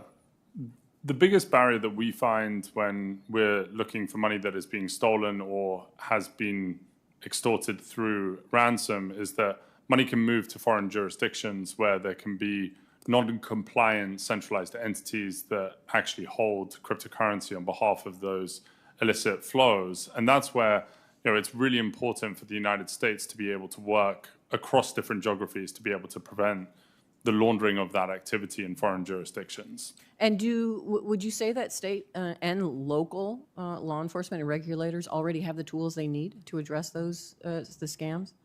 I would say, Senator, that we are still in the infancy of state and local agencies actually having the capabilities to be able to go after these types of crime. There are instances in certain jurisdictions where the state and local enforcement agencies actually do have capabilities at their disposal, but we have found that actually there's a technology barrier to entry. And so us at Chainalysis, we've been pioneering a lot more new technology powered by AI to actually help state and local agencies get a hold of easier insights to these types of crimes so that they can go after this activity. What is it in the market structure regulation that we're looking at that we need to be cognizant about to ensure that law enforcement, whether it's federal, state, or local, has the tools they need? I think it starts, Senator, with the actual regulators to actually have the tools in place to monitor the publicly available information and proactively go after the types of threats that we need, rather than overly relying on a reporting structure that we've had in traditional markets. Thank you. Thank you, Mr. Chairman. Yes, ma'am. Senator Kennedy. Thank you, Come on. Mr. Chairman. Come on, give me Brad. I've listened with great interest today, and here's what I hear you saying. The four folks to my left, I hear you saying that digital assets are different. Yeah, I know. Digital assets hold great promise. Digital assets need special rules. I agree with that. The obvious question is, what should those rules be, and to what extent should we allow you to draft them? I've also heard some of you say that digital assets represent the next generation of the internet.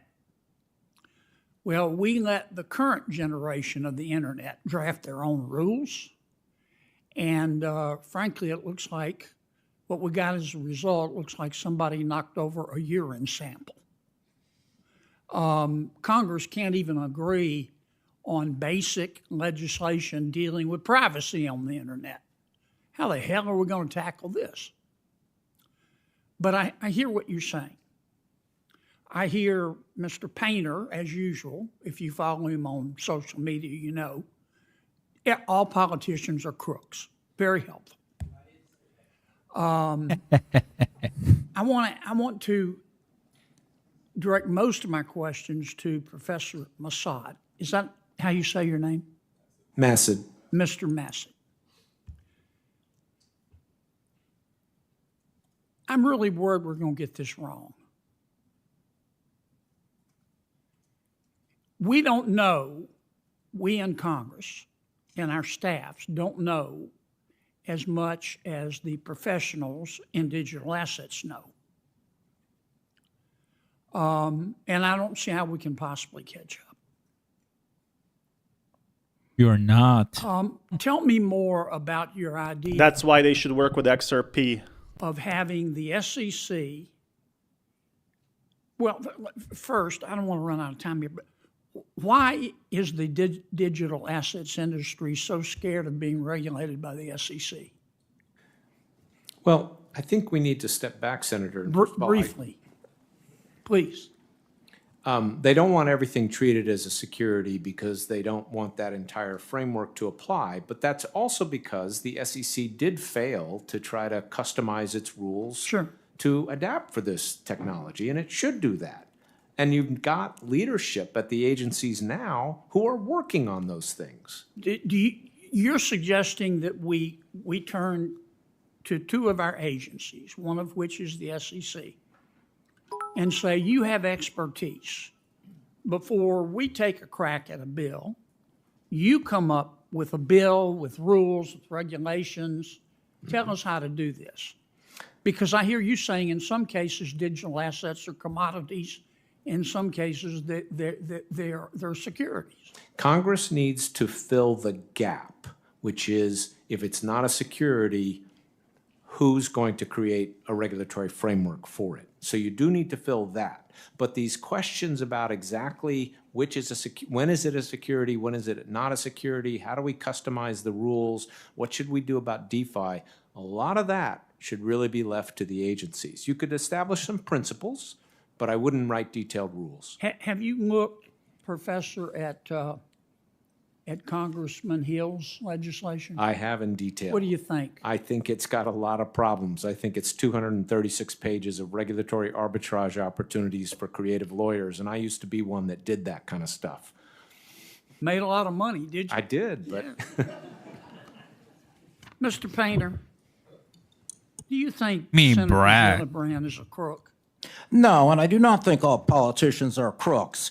And why did you call her a crook? I did not call her a crook. Now, Ms. Senator, you need to focus on this bill. Right, you're doing this again. You did it. That's crazy. What's happening? You Senator need to read the Gillibrand's bill. role in stablecoin regulation, $217,000 in crypto donations. That's only in crypto. You tweeted that.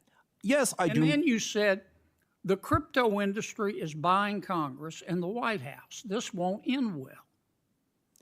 Why do you think the crypto industry is buying Senator Gillibrand? I said, look at the campaign contributions from this industry. You think they bought her? No, I said, look at the campaign contributions. You said they bought her. Do you think they bought her? Senator, you need to focus on this bill instead of trying to distort my Twitter. Last time, one of my colleagues what a Marxist in Chicago said about it. That's crazy. Makes no sense. I said there is massive amount of campaign contributions coming into this Congress from the crypto industry. Do you want to apologize to Senator Gillibrand? I do not want you to have to apologize for passing legislation that destroys our economy. For calling you are distorting what I said, just like you did in the last hearing. You're wasting everybody's time, Senator. You're a whack job. Senator, you are wasting. Well, I think we are next level whack job. I think we are. Is this middle school? We have Brad Garlinghouse. Ask him questions. Thank you. What's happening? Apologize, Senator. I think, Senator, you're wasting our No time. way, This is not middle man. school. Thank you for your participation. I will say that Senator Smith is next. Uh-oh. Come on. Thank you. Thank you. Thank you very much, Mr. Chair. So, not so long ago, I think you could safely describe most individual investors in digital asset markets as enthusiasts, but that has changed a lot over the last few years as digital assets have become more mainstream. And I think the topic of this conversation today, looking at what sort of a regulatory framework we need for digital assets, is very important. Jimmy. And it's important that we don't provide just a stamp of legitimacy over this sector, but we are actually providing the kind of consumer protections that people need. Investors should be protected from fraud, from misleading information, from self-dealing, and from conflicts of interest by those that purport to be representing them. They should be protected from unfair and rigged markets. And those protections are going to be good for investors, but they're also going to be good for the market. So, Mr. Massad, I want to get at some of what this proposed market structure legislation should look at. And we have kind of as our, the legislation that's out there, the Clarity Act. So I'm going to just try to get at some of the issues in the and the Clarity Act. So as I understand it, the Clarity Act would prevent any digital asset from being regulated if it is represented as a collectible or as art or as something that has inherent value or utility or significance beyond its mere existence as a digital asset. Do I have that right? Yes, you do. Okay, so that seems like a pretty big loophole to me, and I want to just dive into this a little bit. So if a cryptocurrency, for example, was launched by a social media influencer, could that, in your view, have some inherent value and therefore be exempted? What about, let's say, a meme coin that might get you invited to dinner with the president? Would that have potential inherent value? Yes. Tesla is worth more than several of the world's largest automakers. If it were to issue a crypto stock token, would that have inherent value? Well, that certainly would. That would be also exempted as a security. So that should be still regulated as a security. As a security, right, which is sort of the underlying challenge, as you pointed out a moment ago. So I mean, can you imagine a crypto asset that wouldn't have some inherent value? Well, this is the problem. It's unclear exactly what would be categorized as digital commodities under this definition. A lot of people say it would be these native tokens like Bitcoin. I would think about it this way. Most trading today occurs through centralized intermediaries. It does not occur through these decentralized exchanges. Hey guys, this keeps happening. Those centralized intermediaries list several hundred tokens. It's the last time. The question is, how many of those would be regulated by this? And I think it would only be a handful, and that's a real problem. Well, exactly. This seems to me like a loophole that you could drive a truck through. Yes. And I don't think that that is an accident as this legislation has been developed. Let me touch on another issue.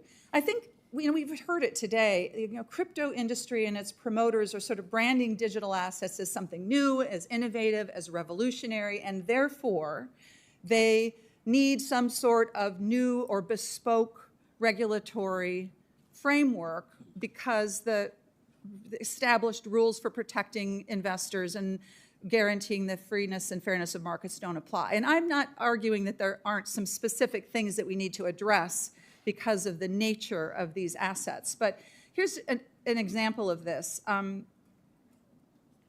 Under the Clarity Act, it would allow a crypto company to raise up to, I think it's $300 million from retail investors over 4 years, as long as they would be exempted from complying with SEC registration and disclosure rules, up to, even if they're raising up to $300 million in from retail investors. Do I have yes, that right? There's a new exemption for capital raising for building what's called a mature blockchain system. That's right. It does require some disclosure, but it's otherwise an exemption from SEC from registration. So if a regular company was required, would be This is required actually to pretty disclose huge. to the SEC how they're spending the money that they raise. Yes, I mean the challenge, the problem with that exemption is you don't actually have to build the mature blockchain system. You just have to have the intent to do it. You just have to have the intent to do it, but you could use that money for. I mean, what would stop you from using it to buy a house in? They're talking about Virginia? rugs. Conceivably, Rugs there could be a Live, basically. lawsuit against you for misleading information. But if you had a That's sort reasonable, of like an after the fact. yeah, that's after the fact. Right, exactly. Well, so this is, and I know I'm out of time here. I just want to close by saying this is my concern, is that it's not really a new regulatory regime at all. It actually is sort of continuing the status quo that has landed us in some pretty significant Well, problems. I think it's I think the problem with the act is it's undermining the existing Correct. regime. We do need to customize some rules. Yes. But this isn't a good way to do it. Thank you very much. Ask Brad a question. So they might improve it later, yeah. Thank you, Chairman Scott, and thank you for doing this hearing. It's It's a something very good Moreno. hearing. He's a good one. I'm going to go He's a good detail one. into it. was that we've had times that we could have passed market structure regulation and Congress hasn't done it. There hasn't ever been a market structure regulation bill marked up by the Banking Committee. So I'm just not sure where that came from, that there was this idea that market structure regulation had been attempted before. It's never been attempted. But Mr. Masad, just for your sake, I just want to clarify a couple things that you said to make sure you meant to say what you said. Did you call Bitcoin a native token? Yeah, it's often referred to as a native. In other words, Bitcoin and ETH are referred to as native tokens of their blockchain. So you're saying Ether and Bitcoin are the same? Well, I'm classifying my both God. of them as He's- what you call native tokens of the blockchain. He's So staking you're his saying that a words. native token is how you would describe Bitcoin. I just want to be clear of that. That's It's crazy. a term that's used. That's a crypto to describe term. when you have a blockchain and you have the token that allows you to use that blockchain. That's often called a native token. Yes. Got it. And therein lies exactly why we need to have this market structure regulation. Because the idea that we would turn over this industry to some bureaucrat working at some agency is insane. Because that would make it so that no American company would ever invest in a digital asset company in the United States of America when you had people who are just completely not lacking the fundamental technical base. This reminds me of the Facebook ad where the little old lady's sitting there taking pictures off a physical wall and the guy saying, yeah, none of this works this way. Bitcoin is a commodity. Now, so there was a lot of talk about meme coins and NFTs. So let me ask you this follow-up question. Chairman, Senator, if I may just say, I get to ask the question. I was the guy who declared Bitcoin a commodity. This is the great part about being a senator. I get to ask you the questions. Okay. So were you prohibited by law to cooperating with the SEC? No. Why didn't you? I did. So no, but you just said that what we should do is have the CFTC and the SEC work together. Yes. Why didn't you do that? Well, when I was there, I did that, sir. So what then I'm it was- saying so is There's so Congress- much discussion. Congress shouldn't try to be the regulator. No, hold on a sir. second. How You're to saying you regulate solved all these crypto. They're problems going so much into when you were detail. at the CFTC with the SEC. No, so but then we why do we solved need the any- swap problems. Okay, so you didn't solve They're all of them. arguing so you want us much. to have the SEC and the CFTC work together. But what you really want is you want Congress to abdicate its responsibilities to unelected Not at all. bureaucrats Not such at as all. yourself. As with So let me- Jay Clayton, a so Republican appointee, he agrees with me on Are you a baseball fan? I assume you're a Red Sox fan up there at Harvard? No, Right? I live in Washington, sir. Oh, geez, so Pete. All right, so is a baseball card a security? No. What's the difference between a baseball card and a meme coin? Sir, No, just what's the difference? How would you explain it to me technically? they're both, you could classify them both as collectibles. Is it the government's role to prevent me from paying $5 million for a 1952 Mickey Mantle? I think people should be allowed to invest in whatever they want to invest in, sir. So then, does that mean meme coins as well? If they want to buy and sell meme coins, that's fine. But So we you don't should think have that a should- regulatory framework for certain financial No, instruments. no. We've I'm learned talking over the I'm talking years about that meme that's coins. useful. I'm talking about meme coins. Do you think that the government, the SEC or the CFTC should regulate meme coins? I think we should have an rules. investor protection framework over this, over financial instruments. I'm going to If take we that. want to So decide you're that saying they're yes? not financial Are instruments. you saying yes? It's just simple because we only have 5. The chairman's very strict. Only lets us have 5 minutes. I understand that, Senator. So but you're I saying think yes you'd- or no? I think you might appreciate that it's a more complicated issue than that. At least I would hope you do. It's not complicated. Should the SEC or the CFTC regulate meme coins? It's The a SEC yes has or no. already said it won't, and that's fine with me. Okay. But I'm happy to create a category that's neither a security or a commodity. Should we include baseball cards in that as well? No, I don't think we're Why not? talking about baseball cards here, sir. What's the difference? Because we're talking about a particular technology of tokenization and because blockchains. That's the focus of this here's what I matter. want We're my not co- talking here- about anything that people Here's what I want my colleagues to understand. How many business people work at the SEC and the CFTC? How many entrepreneurs? How many people who started companies work there? I don't have that information, sir. Let's say none. And then let me just finish this, Mr. Painter, with just something that you said, which was also equally staggeringly insane. You said that Congress should not own crypto, correct?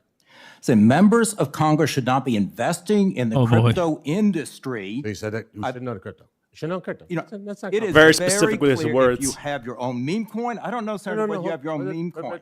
Time out. It said You shouldn't own crypto. I said you shouldn't be investing in the crypto industry if you have your own crypto trading platform. I shouldn't own baseball cards either.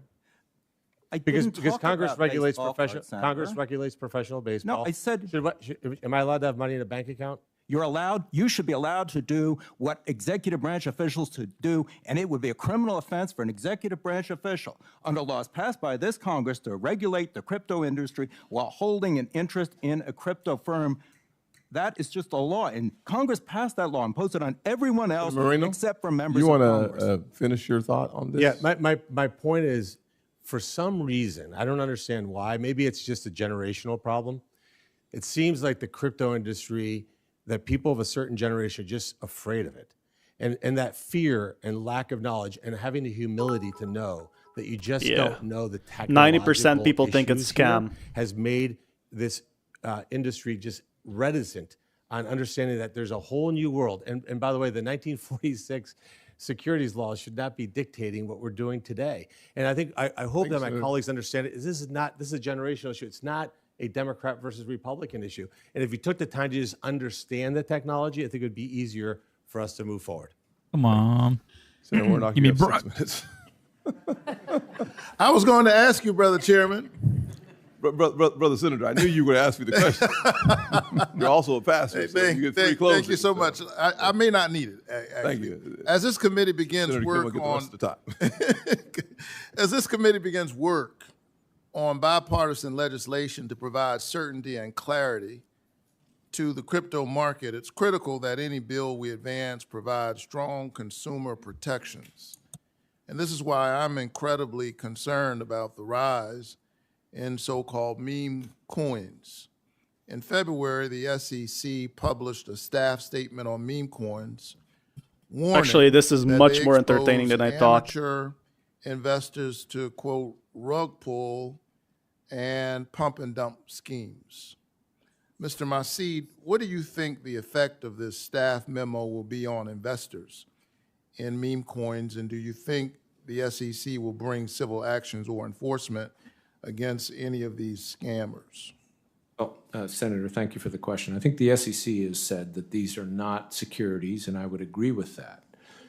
The issue then becomes if they're being listed on platforms such as centralized exchanges where people are trading Bitcoin, what should we do about that? People say we want to regulate those platforms insofar as they trade Bitcoin.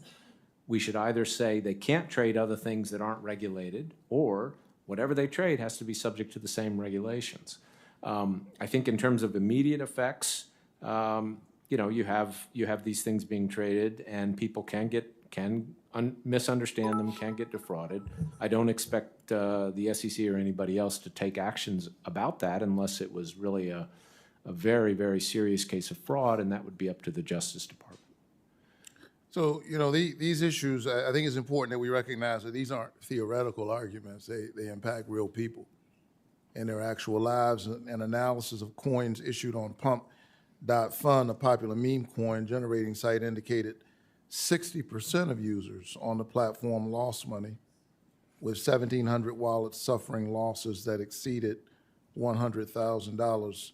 What do you need, Mr. Masid, what do we need to see in a Senate bill to protect consumers from meme coin scams without sacrificing innovation in the market? I think we don't have to embrace the false choice between innovation and giving consumers reasonable protection. What would you like to see in a Senate bill? Well, what I'd like to see is consistency between what we allow these centralized exchanges that are trading Bitcoin to trade and what's subject to the bill. In other words, if we're going to regulate those centralized exchanges, when we should do that, and they shouldn't be allowed to list things that aren't then subject to all those same regulations. And right now, the bill is very inconsistent in that respect because it excludes those meme coins from digital commodities, but it doesn't prohibit the listing of those meme coins on these very same exchanges.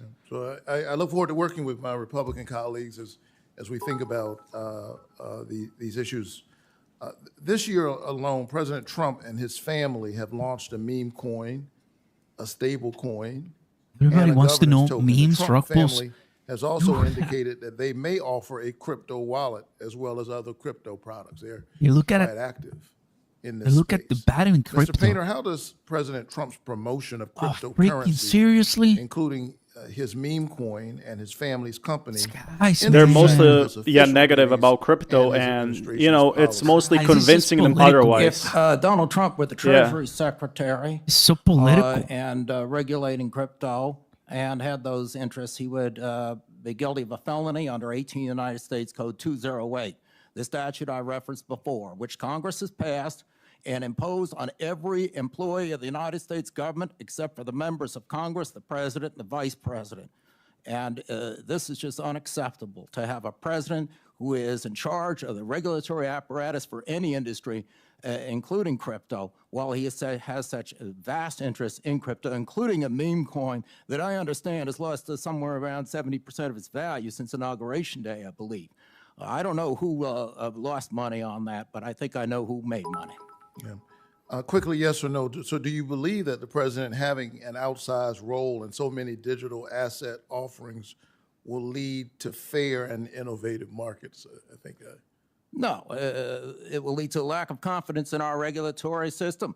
Just as like this Congress, everyone's receiving campaign contributions from the crypto industry and voting on this bill, and then if a witness comes here and disagrees with you, you call him a whack job. I mean, this is embarrassing, what's going on in this town.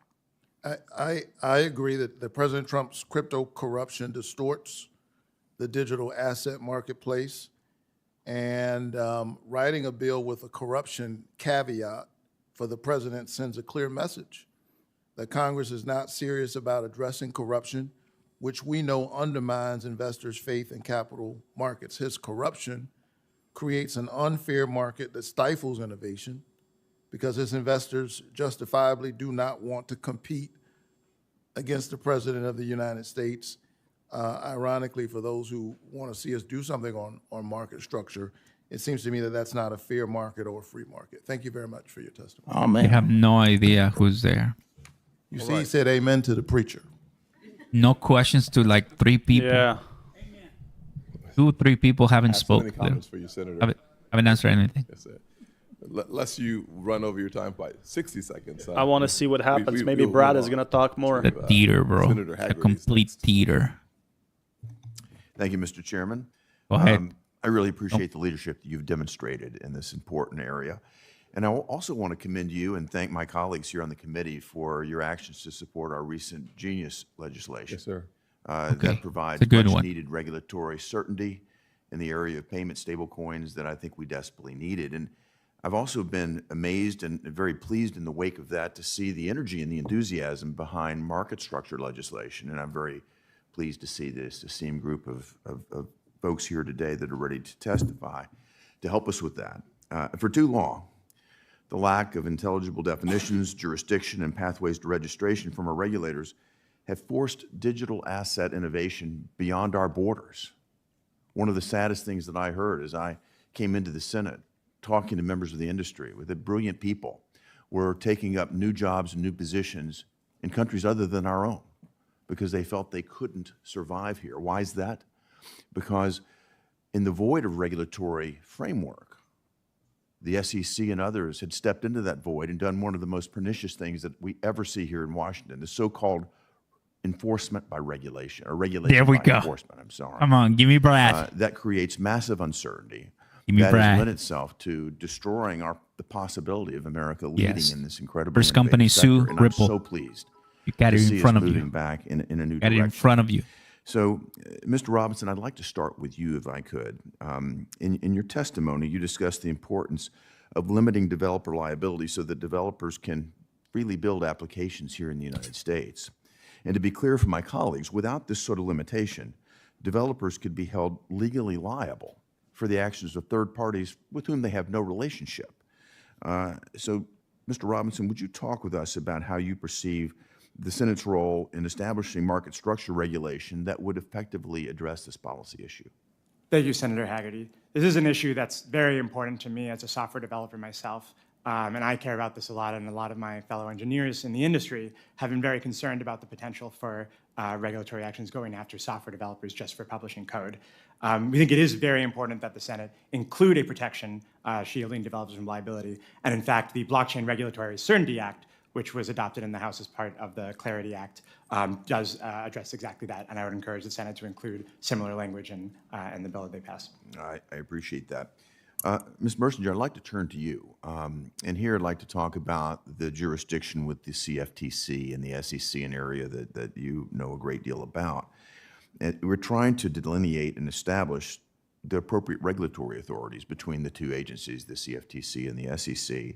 And I'd just like for you to explain to my colleagues and for this audience today why it's so important that we ensure jurisdictional harmony between these organizations. Thank you for that question. to your point about regulation through enforcement, when the only regulatory actions that are occurring are lawsuits and legal settlements, there's no clarity, and you have a situation where those who want to follow the law and do the right thing, one, are worried to innovate here in the United States, but they also are not sure where to go to follow the rules. And so we have to have clarity around what is the right regulator and who is overseeing these markets. And from my experience in the CFTC, one of the things I'll point out is the CFTC has broad anti-manipulation and anti-fraud enforcement authority over commodity spot markets, but they do not have regulatory jurisdiction over those same markets. So the CFTC could only come in after fraud or manipulation had occurred. There was no regulatory oversight. So providing that regulatory framework so that you have a regulator overseeing these activities will help prevent regulation through enforcement, because you will have the examiners, you will have the regulators looking at these businesses and ensuring that they're following the laws and the regulations, rather than having to come in after something bad has happened and bring enforcement cases. Got it. Thank you. Mr. Garlinghouse, I'm going to turn to you with a related question. We're trying to calibrate an appropriate regulatory framework here for the digital assets arena. One of the concerns I have is, rather than engaging with technologists, with people in the industry who are actually at the cutting edge of innovation, lawmakers, regulators could actually try to force the digital assets markets into outdated regulatory frameworks. I think that would stifle innovation, that would put us at a great disadvantage. And as we think about it, there are certain factors that are unique to the digital assets ecosystem. And what factors would you emphasize that we focus on as we think about an appropriate regulatory framework moving forward? Thank you, Senator. I think there are unique aspects that need to be thoughtful and applied potentially uniquely to any legislation around this. That said, I do think that where Mr. Massad and I disagree is that depending upon an SEC and CFTC to work together assumes good faith appointed officials in doing that. What we have seen finally, we have Brad talking. The SEC actually sowed confusion in the marketplace.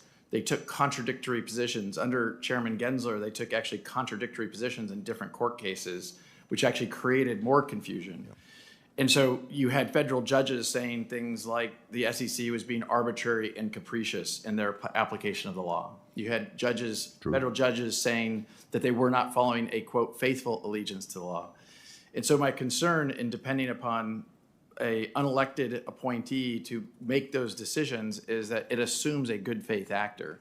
And I think what we saw in this most recent SEC was just a war against the industry at large without a consistent application of that law. Well, I think we need to put in place a sufficient framework so that we don't have to rely on the goodwill of a particular regulator, but that it's clear to them our intentions. So thank you all. Appreciate the entire panel being here today. And thank you, Mr. Chair. Yeah, I got it. Good. So that's good. On behalf of the chairman, I now recognize myself.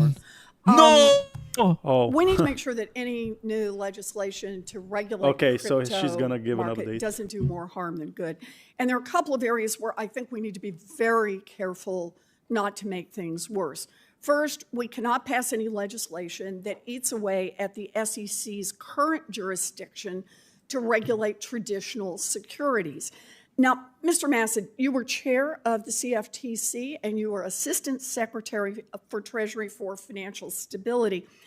Could market structure legislation make it possible to structure a non-crypto product so that it dodges our security laws? Use something like Tesla stock as an example.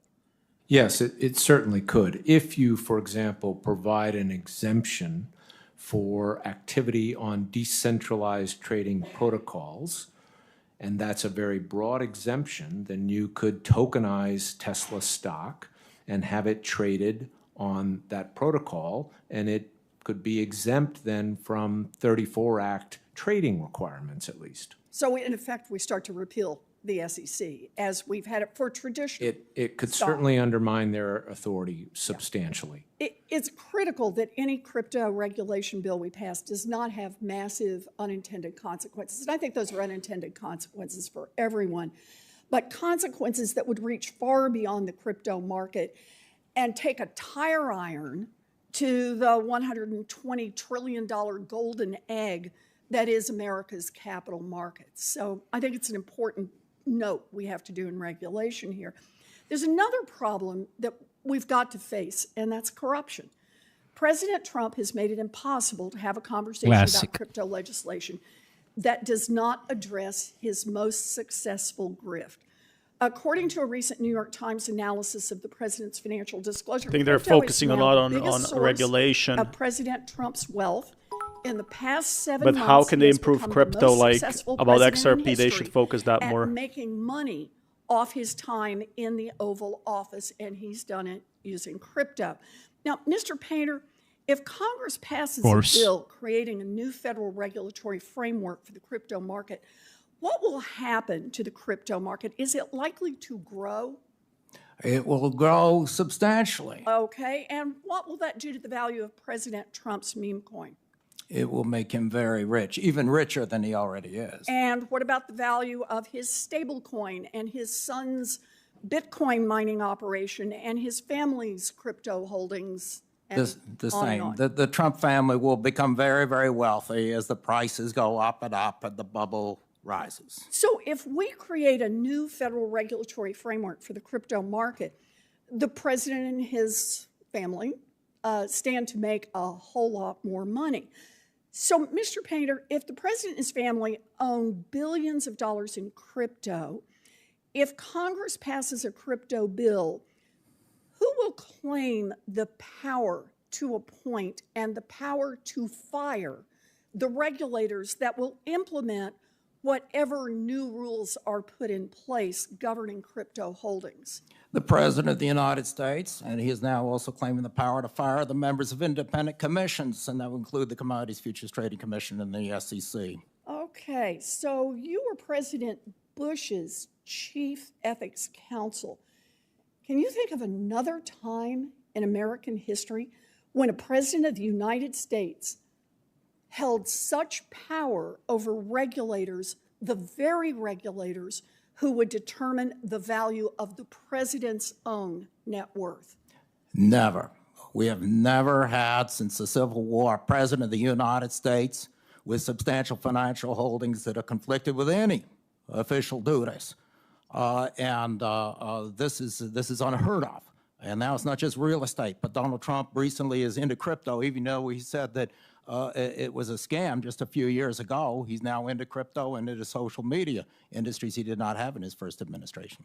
Well, we need clear and strong rules for the crypto market, but the proposals I've seen so far undercut the investor protections in our traditional capital markets. They harm our national security, and they supercharge the value of President Trump's crypto grift. We need crypto regulations that actually regulate the industry. We don't need another giveaway to a handful of billionaire insiders.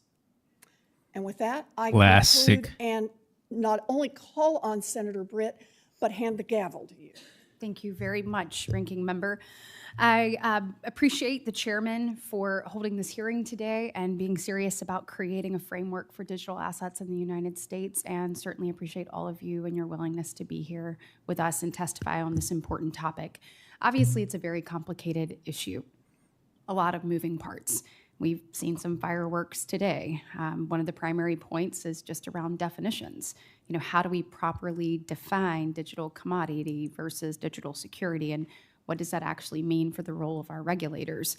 We know digital asset securities can share many characteristics with traditional securities, but they're not inherently Seems like they're changing a lot, yeah. Regulation needs to reflect like that. They're mentioning Trump so like much, applying, and traditional what happened with Trump token. I think there's gonna be like more details on that, and CoffeeZilla made a video on it, so who knows what's gonna happen with that. It's gonna be talked a lot. For developers and for startups, and how we Be right actually back, guys. strike the Be right back. balance between the two.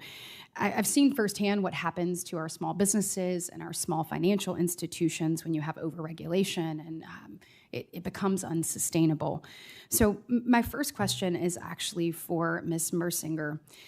We are dealing with a rapidly evolving industry here, and we can't predict every change. Restroom break. Right? Be back. So how do we create a framework that puts up the proper guardrails and the clarity that we actually need today without locking in rules that quickly become outdated? I'd love your thoughts on that and kind of your thoughts on how we approach that.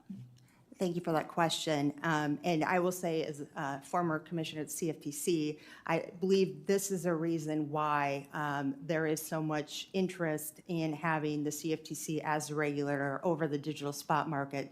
It's because they have a principles-based regulatory regime, which provides that flexibility. So as technology changes, those companies, those startups, those small businesses can still operate and fulfill their regulatory duties, but not be subject to a prescriptive regulatory framework that locks into place the technology and the systems or the processes they're using when it's put in place. So I think the most important thing you can do is have principles-based regulatory regime and prevent having prescriptive regulations around this industry.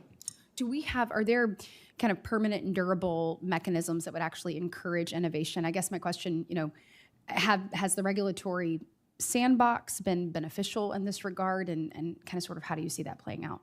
Yeah, absolutely. There's been talk about sandboxes being a helpful tool. Okay. Both the SEC and the CFTC have exemptive authority that they can use. There's the ability to use staff no action letters and relief. So there are. Would you recommend that? Yeah, there are a lot of tools in place that they can use to still oversee and regulate the space, but not stifle the innovation that is occurring and developing. I'm going to shift gears real quick in my remaining time. Mr. Levin, I've heard the narrative that digital asset transactions are completely anonymous and beyond the reach of law enforcement. I disagree with this. As with any financial instrument or new technology, there's always going to be bad actors. And we should, of course, where any loophole exists, we should find it and close it and not enable illicit activity. But from my understanding, blockchain technology actually can offer an enhanced level of security, perhaps even more resistant to manipulation. And transactions on the blockchain offer a unique ability for tracing and tracking, including analyzing trends on the ledger. So, Mr. Levin, can you speak to this, both to the narrative that digital assets are untraceable and to what type of tools are available to identify and to actually combat bad actors? Thank you, Senator, for the question. This is exactly the business that we at Chainalysis have been building for the last 10 years. We build tools and technology that actually allows law enforcement, regulators, businesses to actually track and trace cryptocurrency with the relevant context about where to get additional information if there is some sort of investigation or some sort of disruption action that needs to happen. I would say that there are two levels of tooling that is worthwhile the committee understanding, which is, one is there are actual forensic tools that are being used in investigations where you are looking at very specific transactions of interest that have been flagged either through regulatory reporting or investigations. And then also the blockchain actually allows for a much more macro view of trends and threats that are persisting against society. And so you could actually investigate ransomware as a whole threat to the United States of America and look at the entire supply chain that causes ransomware to have impact on our communities and find where there is an opportunity for actual disruption of that supply chain for the threat.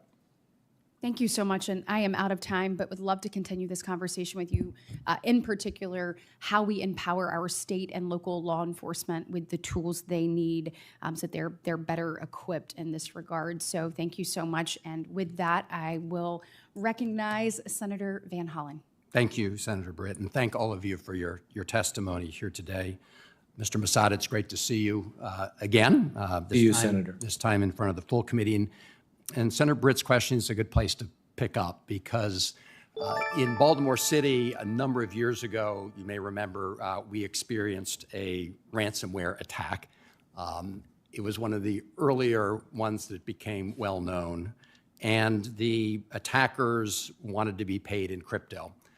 And what we've seen with respect to ransomware attacks is that they do, for the most part, use crypto as their currency of choice, and we've also seen that with respect to entities that engage in sanctions evasion. So I think there's a need to be very clear that decentralized finance is fully covered by our anti-money laundering and know your customer regulatory regimes. As we heard, there has been improvement in blockchain technology, and blockchain technology does have some of these important features that could make it easier to track transactions. But the fact also is that about $2 billion was lost in crypto security incidents in the first quarter of 2025 alone, nearly the entirety of what was lost in all of 2024. We have crypto mixers, cross-chain bridges, and other methods to obscure the movement of cryptocurrency. So it's not enough simply to state that we're going to ensure that crypto is subject to BSA and other regulations. We need effective supervision and enforcement. Can you talk briefly about what challenges you see today to getting from where we are to that kind of enforcement that would be necessary to oversee them on parity with the current laws? Certainly, Senator. First of all, I would suggest we think about what takes place on-chain and what takes place off-chain. Mr. Levin, I have great respect for the work of Chainalysis. They're focusing on activity on-chain, and they do a good job, but we have to remember they're only able to identify illicit actors where there's a known identifiable address, and there could be a lot of other activity happening. So I think we need better monitoring by issuers of digital assets, such as stablecoin issuers, need to be monitoring the chain, need to be applying risk analysis techniques and so forth. With respect to off-chain activity, though, that's where a lot of illicit activity takes place. It takes place through centralized intermediaries. And what Chainalysis does doesn't really reach that. And that's why we need an entire regulatory framework around these entities. We need to prevent wash trading. We need to make sure they're doing a good job on beneficial ownership. And finally, I think we need to give the Treasury Department more tools to enforce sanctions, to enforce money laundering. And there were a number of proposals made about 2 years ago that would enhance its authorities because digital assets are bearer instruments and they can be transferred, on blockchains. And so I think the Treasury Department needs greater authority to impose sanctions and other measures on offshore entities that might be harboring this activity. And there's a variety of other things I'd be happy to discuss with you. I appreciate that. I want to turn to you, Mr. Painter, and you indicate in your testimony and your writings that the avoidance of even the appearance of a conflict of interest, the appearance of corruption, is critical to ensuring public integrity of the crypto markets, and I agree with that statement. Would you agree that when Eric Trump visited the UAE shortly in advance of President Trump's visit there and helped broker a transaction where the UAE state-owned firm MGX executed a $2 billion transaction in the Trump family stablecoin, that creates the appearance, at least, of a conflict of interest? It's terrible, and it may be a lot more than the appearance of conflict of interest. And the president, of course, followed up a visit of his own there and made a deal with a separate UAE state-owned company that allowed the transfer of very sensitive U.S. chips and AI technology to that other company called G42. It turns out that the chair of G42, the company that received the sort of crown jewels of US AI technology, and the chair of the company MGX that Eric Trump did the deal with, is the same person. Would you agree that that also creates the stench of corruption? It certainly does. I think it's pretty straightforward as well for anybody looking at the facts. Thank you, Mr. Chairman. Senator Blunt Rochester. Thank you, Mr. Chairman, and thank you to the witnesses. I really welcome this hearing and the opportunity for serious, sustained engagement in digital asset market structure. This is enormously complex and could fundamentally reshape the bones of our economy. We've already seen what happens when digital finance grows without guardrails. The collapse of FTX, Terra Luna, and Celsius wiped out billions in consumer savings and exposed glaring regulatory gaps. When regulation lags innovation, real people get hurt.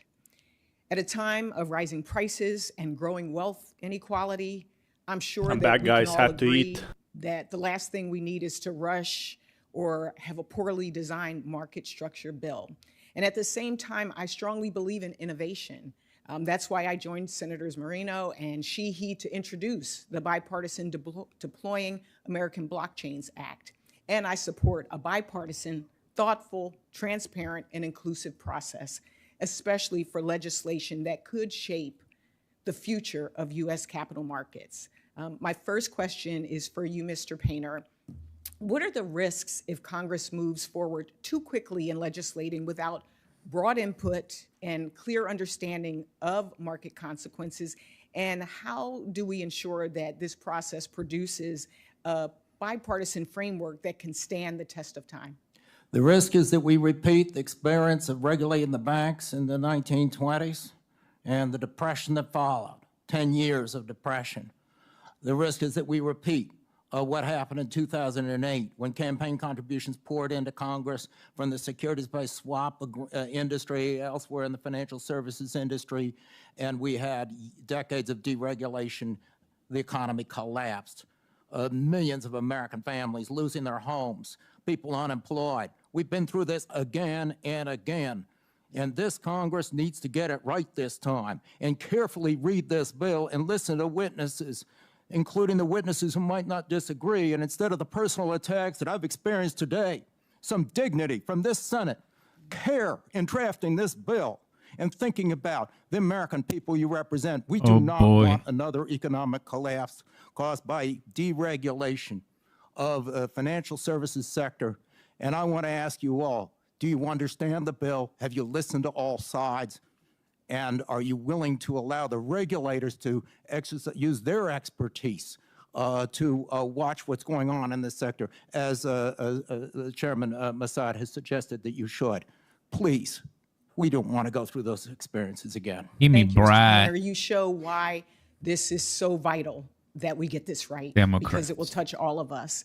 Mr. Massad, some proposals would let crypto companies decide for themselves which rules apply and which regulator they'd answer to. And that sounds a lot like the businesses picking their own cop on the beat, so to speak. How should Congress design a system that applies the rules fairly and earns the public's trust? Well, I think Congress should think in terms of principles, not trying to write detailed rules, because I think those can quickly become obsolete. I think number two, Congress does need to fill the gap in regulation that we've talked about with respect to the use of this technology for things that aren't securities. But, you know, to your point about the problems here, I mean, the problem with a lot of the proposals is that they try to write detailed rules that I don't think are going to provide the clarity, and I think will provide a lot of opportunities for simply evasion of their intent. I respect the goals. The goal is clarity. We all want that. But I think you've got to be very careful about how you achieve that. Some people talk about regulatory standards for centralized systems, that they're inappropriate for crypto because it's inherently decentralized. I wonder how the U.S. government But might many work of these with protocols crypto. are run by centralized teams that control governance, the incentives, and even the code. So how should Congress decide when a so-called decentralized protocol acts more like a centralized financial intermediary and regulate it as such? I think the principle Congress should have is just because it's decentralized doesn't mean it's free of regulation. Regulation may be different, but for example, If we had a decentralized protocol that became the primary market for trading Treasury securities, we would not say, oh, because it's a decentralized protocol, we don't need to worry about regulation. So I think we may need different rules, but we still need rules. Thank you so much. I yield back. Thank you, Senator Kim. Yeah, thank you, Chairman. Mr. Levin, I'd like to just start with you. I had gone through the Chainalysis 2025 Crypto Crime Report. First of all, thank you for that type of detail. But I wanted to ask you if you could elaborate on the role of mixers, other types of smart contracts, other types of... I guess they're really going to tools, regulate these in terms of mixers and everything. facilitating illicit finance, illicit trading. Thank you, Senator, and appreciate you taking the time to read the report. We at Chainalysis track the different types of anonymizing techniques used by illicit actors to thwart law enforcement actually being able to get after them. And actually, we have seen that mixers are used by illicit actors to cover their tracks in terms of laundering proceeds of crime. But there is also another side of this, which is it's possible to continue to trace through certain types of mixers in certain instances, and we've seen law enforcement be successful in those regards. I would say that it is important, as the committee thinks about regulating this space, to look at what are the residual risks that are there, given all of the tools in the disposal of law enforcement and all of the authorities that intelligence and law enforcement has in this domain. I just want to make sure that I'm building this out right. So, for instance, you talked about in your hearing, in your testimony, that public ledgers underpin most digital asset activity, allows for visibility, a certain amount of transparency. But, am I right that these anonymization tools are ones that obfuscate, that make it more difficult to be able to track? Yes, Senator, it is correct that the majority of activity on these ledgers is transparent, and you can see which entities are involved. And Chainalysis provides the unique intelligence about whether it is a mixer that is transacting or whether that is a centralized exchange. And so it is possible to identify that activity. It is also possible in certain instances to actually be able to trace through those mixers and continue the hunt for a law enforcement agent. I understand that in terms of the analysis to be able to track, but it does do a lot of that after the fact, after the transactions have already occurred, which makes it very difficult to be able to try to actually intervene, to be able to prevent these transactions from occurring. But I don't discount the fact that it's certainly helpful, especially when it comes to writing SAR reports or other things afterwards. Who are some of the actors that we're talking about here? I mean, we're talking about countries like North Korea and Iran, is that right? Yes, Senator, really any illicit actor that is using cryptocurrency can use any type of service, and we've seen DPRK and we've seen Iran use mixers. We also see different terrorist groups, is that correct? In general, we have seen that terrorist organizations actually use very convenient technologies to be able to fundraise or pay people, and so we have seen less use of mixers in the context of terrorist financing actually than you would expect. So terrorist groups still utilizing crypto in different ways, as well as cartels and other organizations like that. Is that right? Senator, the illicit actors globally use the same technologies, the same services that all of us who use cryptocurrencies use, which is any type of instrument in cryptocurrencies. Mr. Garlinghouse, I'd like to just there you go. You. I mean, I just want to get your thoughts on this. I mean, do you acknowledge what Mr. Levin's saying in terms of the illicit actors, the bad actors being able to utilize crypto right now? And I certainly appreciate the efforts that your company has made in terms of AML, but we're still seeing these problems. Is that something that you see and recognize as well? Ripple has always been a compliance-first company, and as I said in my early testimony, we have over 60 licenses around the world. That being said, I think anytime you see bad actors, they're looking for, as Mr. Levin said, whatever the easiest path is. They use cash, they use other assets. I've even read about them using gold.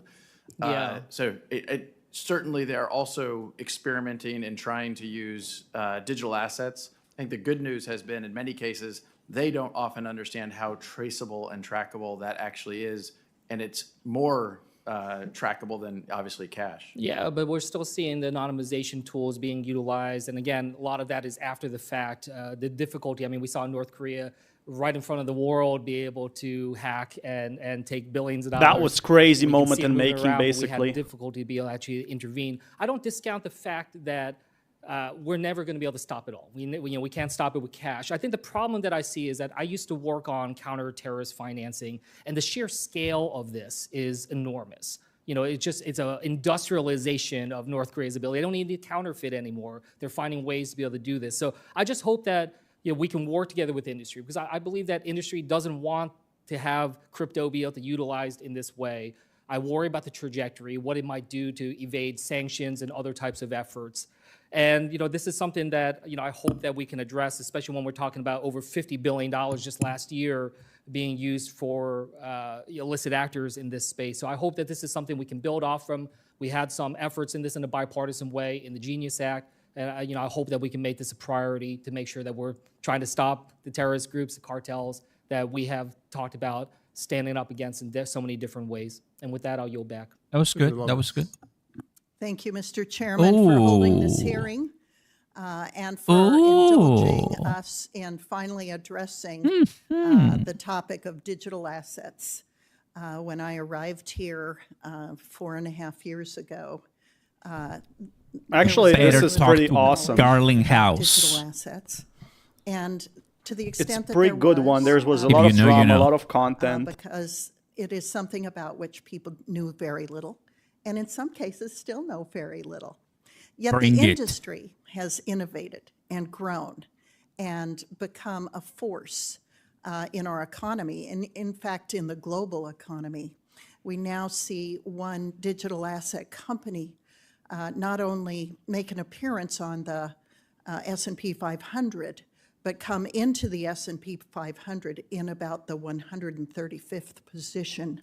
That's how big this company is. We see several companies going public this year that are based in the digital asset industry.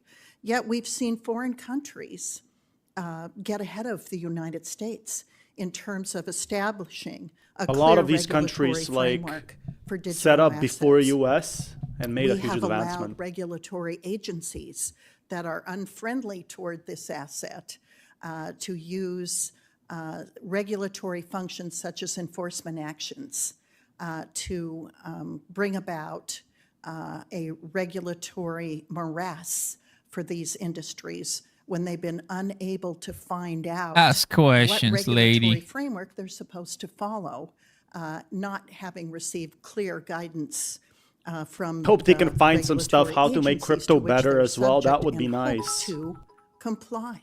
So we find finally a have way. an industry coming and requesting regulation, so we know the rules of the road, so we can integrate this tremendous new technology into our economy. And so the time has come, and Mr. Chairman, I'm so pleased that you recognize the relevance, importance of the United States leading in this space. I also want to thank Senator Kirsten Gillibrand, who joined me shortly after I arrived here in drafting legislation that has been out for 4 years, that people could look at, that people could comment on, that we could reform and change as the industry grew, and their ability to shape the regulatory framework that protects consumers, but that also works for the innovators. And that is the point at which we've arrived today. We are ready to take that step. So I want to thank my colleagues on the other side of the aisle for their diligence in working with our side of the aisle to bring legislation about, starting with the Genius Act that dealt with the stablecoin component of digital assets, and now moving into the commodities and securities portion of a market framework. I believe we're taking the right step and not a moment too soon. You know, government's always been afraid of innovation, and the innovators in our country have had to cross barriers in order to achieve what humans are capable of and have to fight government to surpass. You look at the internet, that the cypherpunks of the 80s and 90s were creating code and using cryptography, and the government was afraid of it, so the NSA called it a weapon, cryptography a weapon, and classified it as something that should not be available to the general public. There's so little But regulation our before courts in on this country XRP. decided that cryptography and code writing is protected free speech under the First Amendment. And that was a game changer. It made it possible for those very brilliant minds to make available to each other through open source The XRP price didn't even move a bit. that made it possible. That's crazy. In 2009 for the first digital assets to appear on the scene. So now we're at the point where from 2009 and where we are today, we have a mature industry that is asking us to provide clear rules of the road. And as people responsible for the government and as members of the banking committee, we're in the right place at the right time to help these innovators take their rightful place in the global economy as an asset that is important to our country, that is important to individual freedom, that is important to the unbanked and underbanked, and that will make available to people the opportunity to grow assets that are capable of increasing in value, as opposed to our own U.S. dollar, which is by design decreasing in value. Classic Mr. Chairman, Bitcoiner. Your leadership in this Classic effort Bitcoiner. is deeply appreciated by I guess they want to mostly focus on Bitcoin, not XRP. No questions. It went literally from 240 to 238 to down to 235. I see how it is. Senate, to the House, and to the President's desk. Went from Thank you 240 so to much, 240 to 230, back to Your leadership on 235. Such an important topic, and I will say We got a this. lot to talk about These are my, this. Necessary comments, and then I'll close with a couple comments about Senator Lummis and Gillibrand and others. For senators who wish to submit questions for the hearing record, those questions are due 1 week from today, Wednesday, July 16th. To our witnesses, you will have 45 days from that day to submit your responses to questions for the record. Thank you for your attendance to the panel today. Closing, I'd like to thank you for your time. I thought your testimony today was some of the best testimonies I've heard in my 10 years on the committee. They were clear, they were consistent, they were forward-looking. It was a good stream, though. Mostly, not all, mostly forward-looking. I truly appreciate that approach to it. I will say that Senator Lummis and Senator Gillibrand have worked on this topic for a number of years and are, frankly, thought leaders on both sides of the aisle. I think they're very important thought leaders. I hope we all remember and remember very clearly that our words are containers of power. We can weaponize them against Senator Gillibrand or President Trump if we want to. I think it marginalizes what you have to say. I think it reduces your actual contribution to this hearing. And I think it trivializes such a really important issue. And I think we should keep our focus on the main thing. And the main thing is safeguarding investors, protecting the marketplace, and protecting our nation's security. And that should be our objective. And that's what I heard mostly here today. And I hope that as we move forward on market structure, this is just a first step, guiding principles. We have not put forth legislation yet. But as we do so, we will do so not as red or blue, but those committed to red, white, and blue. And that is our objective, and we will achieve that objective. Thank you all for being here. Meeting adjourned. Wow, that was a long one. But we did find out a lot of stuff now. That is pretty much tons of viewership. Thanks, Oscar, for checking this out. But there's a lot to unpack here. Like, seems like they want to work with crypto and they want to go long term. But again, they have so many issues with crypto. XRP didn't even get its voice while people were saying the price will pump. Price was crashing because XRP was not the main thing of this talk. You know, XRP wants to work with the government.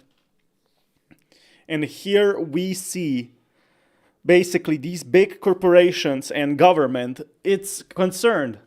It's concerned, and it wants to protect people because they talk about meme coins, they talk about Trump, they talk about so much regulation stuff, and that's what happens. Most people consider that first before they buy any meme coins, before they buy any cryptocurrency. They first think, hey, why should I buy this meme coin? It's a scam. And that's what also people were trying to find out. How can we fix crypto? Because who's in crypto right now? In crypto, most of the people are not retail investors. The most big money you see is either institutions or people buying tons. So, you know, they already are very passionate about it. Here, we can actually see a very, very crazy thing. There was a lot of drama as well on this one. We got a ton of tweets to do and check. So look at that.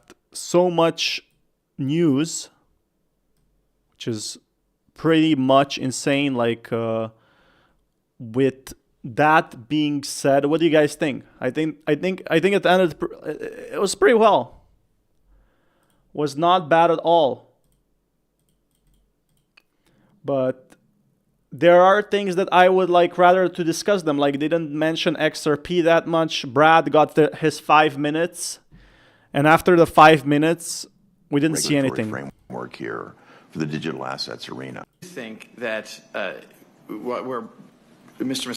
He spoke like 5 minutes when I was in the kitchen. So let's take a look at this. You with a related question.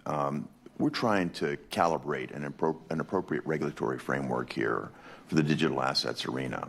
One of the concerns I have is rather than engaging with technologists, with people in the industry who are actually at the cutting edge of innovation, lawmakers, regulators could actually try to force the digital assets markets into outdated regulatory frameworks.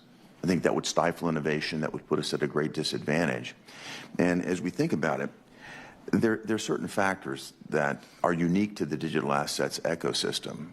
And what factors would you emphasize that we focus on as we think about an appropriate regulatory framework moving forward?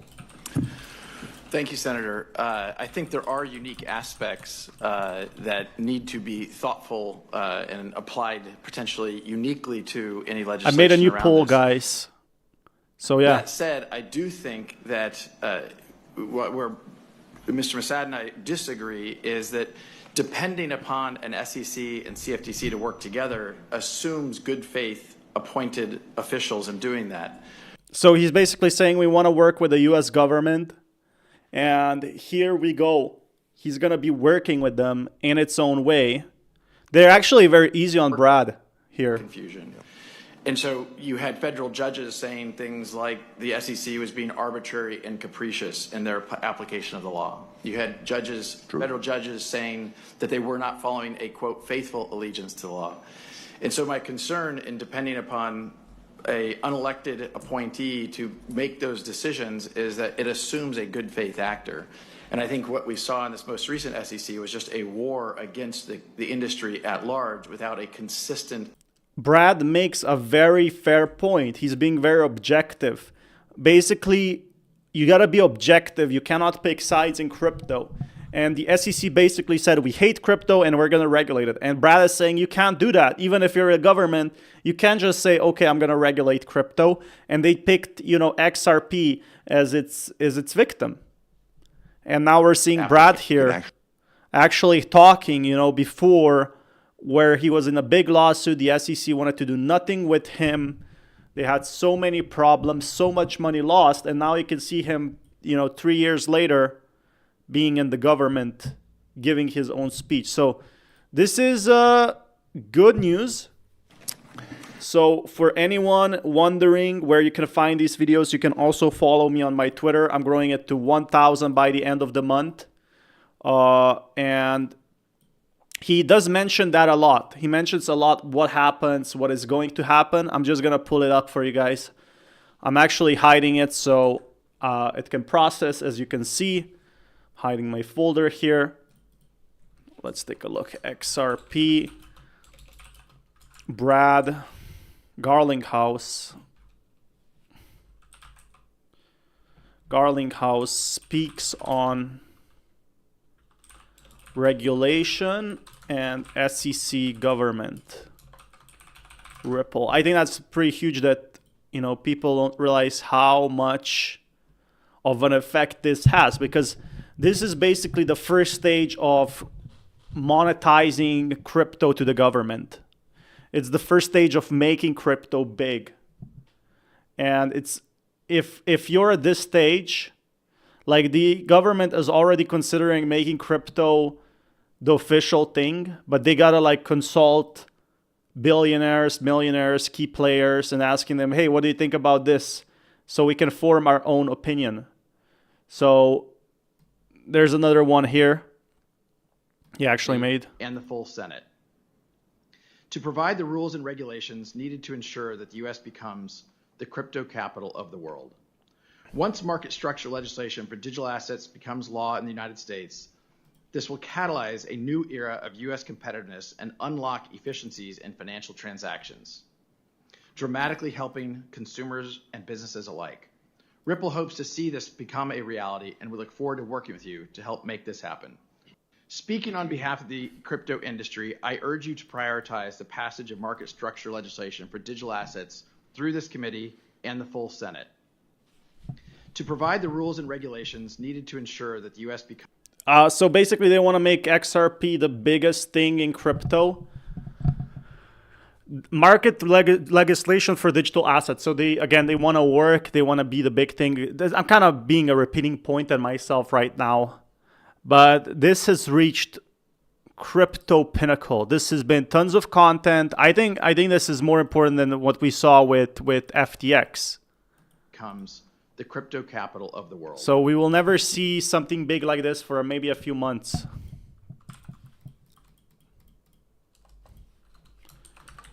XRP statement to the US government.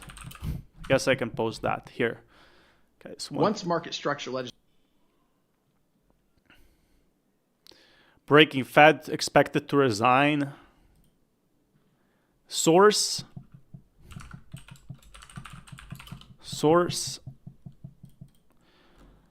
It might resign, because if Trump is always telling him to resign, it might just happen. Like Trump has been very displeased with not cutting interest rates. Again, this would be, I guess Jerome thinks it's bad for the economy, which might be, but it's good for the altcoin market.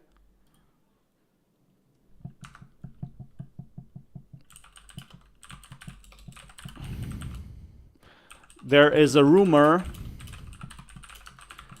Jerome Powell might resign. What do you think, crypto holders?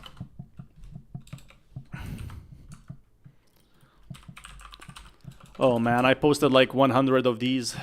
Huh. That's good.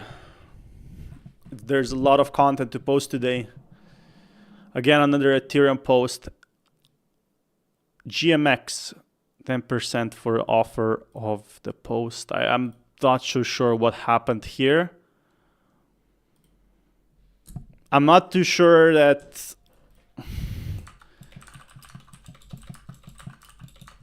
Bitcoin joined the financial system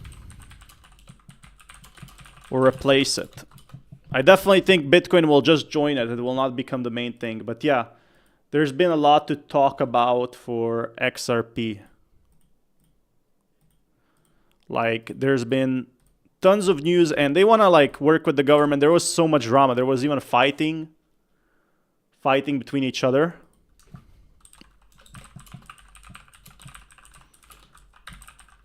Bitcoin will be the future of transactions.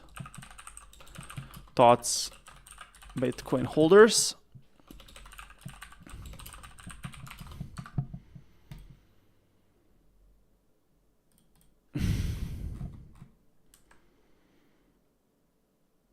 Variety. So let me just check. I want to make some videos on this. We had the live stream up for like 3 hours already, which is good. It means I'm enjoying it. So guys, just a quick tip. This is gonna be like for anyone building their own crypto project. How can you actually grow your brand? And it's actually a very simple strategy in the crypto markets. Is what you have to do is first build your social media platforms. So the number one most important on crypto, if you want to grow your brand, is probably Twitter. Why not YouTube? I would say YouTube, but most people don't know how to make YouTube videos properly.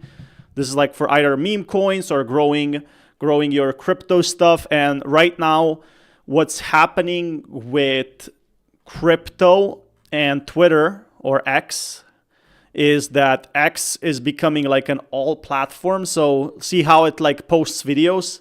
That's because the algorithm prefers videos, and as long as you have watch time and engagement, it's good. It's not just photos and tweets anymore. It's actually like people posting like content like this that will grow them. So what I've been doing is, what worked for me is posting as much as I can of high quality content. So this is my fifth day and I gained 100 followers. I'm hoping I can reach 1,000. So guys, follow me there if you haven't already at Central News YouTube, or YT. I have the link description below. So the most important factor is you try to post as much content as possible. So where do you post? And for this one, you really kind of need Twitter Premium, because without Twitter Premium, you're not going to get far. Twitter Premium is kind of like the entry level because it shows you more on the algorithm. Now, Twitter Premium Plus, from what I found, it gives like a small boost, which is also a great thing, like if you are going full time. So for anyone doing that, for anyone wanting to grow their following, do that. Get yourself Twitter Premium and just stay active in the space. And it's going to take some time, but I'm just trying to show you that in 2025, it's not too late to start growing your brand. Now, what's important is you build a community or trust, because crypto is fully anonymous, right? That's why I also have my face. I used to have no face. But crypto has become so competitive. You need a CEO. Why do all these meme coins fail, right? Why does XRP grow so well? Because the CEO is talking. He's fully doxxed. If he sells 100 million tokens, somebody's going to fight him. And that's what happened with Terra Luna, right? The Quan was doxxed, but there was an error and everybody was hunting him down. People were coming to his apartment to see his girlfriend or ex-girlfriend. And it leaves kind of some sort of responsibility if you are really, creating a project long-term. Now, this might not seem like a lot, but I'm trying to reach 1,000 followers, and I'm also streaming every day for 4 hours straight. So 3 to 4 hours, and I try to make this short-term live stream content, because that's how I'm actually live streaming, because that's how I force myself to talk. If I am live streaming, if I'm watching news, I am going to convert it into footage, and that's exactly what I'm doing here. So you can see, actually, I posted more than anyone in the market space. 1, 2, 3, 4, 5, 6, 7, 8, 9, 10, 11, 12, 13, 14, 15. 15 videos, because right now I'm very motivated. It's like my day 2. I used to have a much bigger channel for SHIB, but that passed away, or that run is over. So actually my channel exploded, and I don't think I did it correctly. That's the issue. I think I could have done a lot better with some content, and I caught it at a maybe bad time. So now I'm doing this again for XRP. It's kind of like my passion to motivate people and inspire them and tell them, about XRP. I don't really view it as a job, because I'm not earning any income on this. It would be nice if I earned some income, but as a new viewer, that's not a thing. So here's like all the stats basically. And you can stream as much as possible, post much as content, and reply to people, and basically you can make it grow.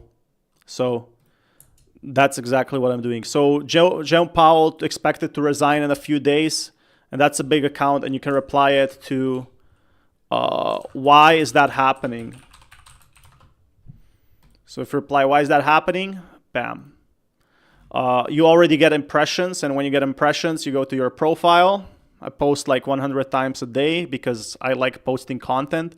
Get 76 impressions, and then you get Twitter followers, and you kind of try to convert them. You try to provide value. You try to make news articles, whatever it is that basically provides value to someone. I think that's how it is in real life as well.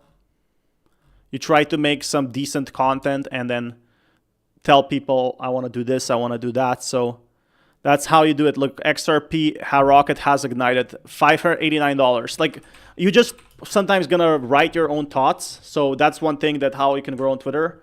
Say $588, that's too much, right? That's too much money. This will never work. And you can be a bit controversial. So here we are. It is too much money, and there's plenty of boring tweets. There's tweets of people going to 1 million, but sometimes there's like 3 ways to grow, especially on Twitter. On YouTube, you just gotta post like something that you enjoy. I kind of like posting clips right now because there's a lot of XRP prices. I wanna, XRP beating Ethereum coin. Right now, the views aren't that great. But I feel like in the future, it might improve. Like some of these views are at 300. They're not at 30,000 and might not be for a long time. Might not be for 1-2 years. And that's the price you get if you take like a 4-year break from YouTube. So I'm basically exploring my journey and live streaming it at the same time of me as a creator coming back to YouTube after I burned out, after I was depressed, and trying to make it big again. So that's me like 5 months, and then I gained weight, and then you go up here, XRP starts, trending again. So you join the band wave, and there's already always going to be people watching you because crypto is not that saturated as people say. I think there's always time. Honored to testify before the Banking Senate, urgent for market structure. So you go to the news, a new chapter of Base starts next week. Like there's an update. You try to see the latest tweet. XRP getting lit up. 500 million, 200 million net inflows. See, XRP is getting so many inflows, but heavy manipulation. Why is this? That is because the whales are buying. OTC is buying. So over-the-counter trades. Over-the-counter trades are stopping pumps. That's why XRP is not pumping. Because of these trades. And look, XRP won't stay this cheap for much longer. And then he posted like the price just crashing. That's a interesting take. Let's see what else we have. This was like a 4-hour stream, now 3-hour stream. 15 offices worldwide. This regulation. I gotta see what exactly we're gonna be seeing here with Brad. Let me just pull up this really fast. My name is Brad Garlinghouse. I'm the CEO of Ripple. Ripple has approximately 900 employees across our 15 offices worldwide. 900. We were founded. So I already read this article yesterday, so there's no need for me to make another video on it, I feel like, or mention in live stream. But I will post about it because that's like the heavy topic right now. Okay, I'll just pour myself some water, guys. Man, that's been a long stream though. XRP Brad Garlinghouse stream statement. Wait, it's a statement to the government for crypto regulation. This is huge. Smash that like button, guys, if you haven't already, so we can reach more people. Really appreciate it. And if you have any questions, let me know.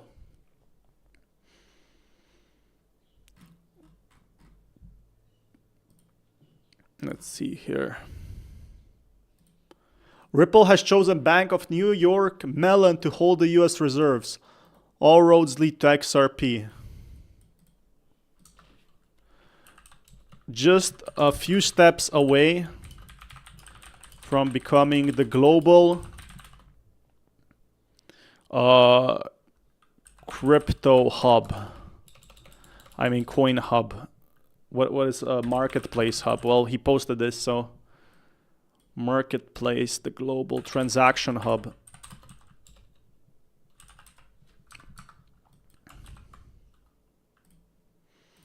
Ripple choosing a New York Bank of New York Mellon to hold the USD reserves. XRP just had a huge collaboration, one step closer to being a bank.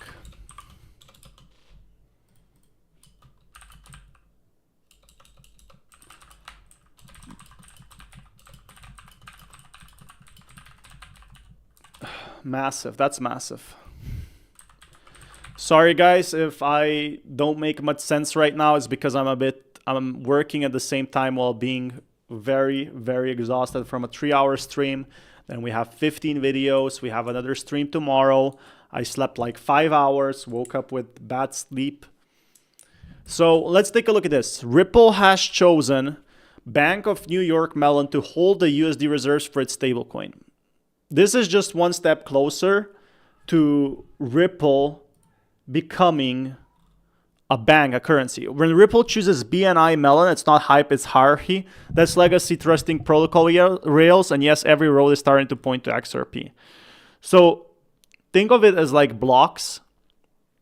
And the blocks are starting at this level. Like the stepping stones to build a house, you basically need a foundation. And that's exactly what it's doing. It's building a foundation for the future.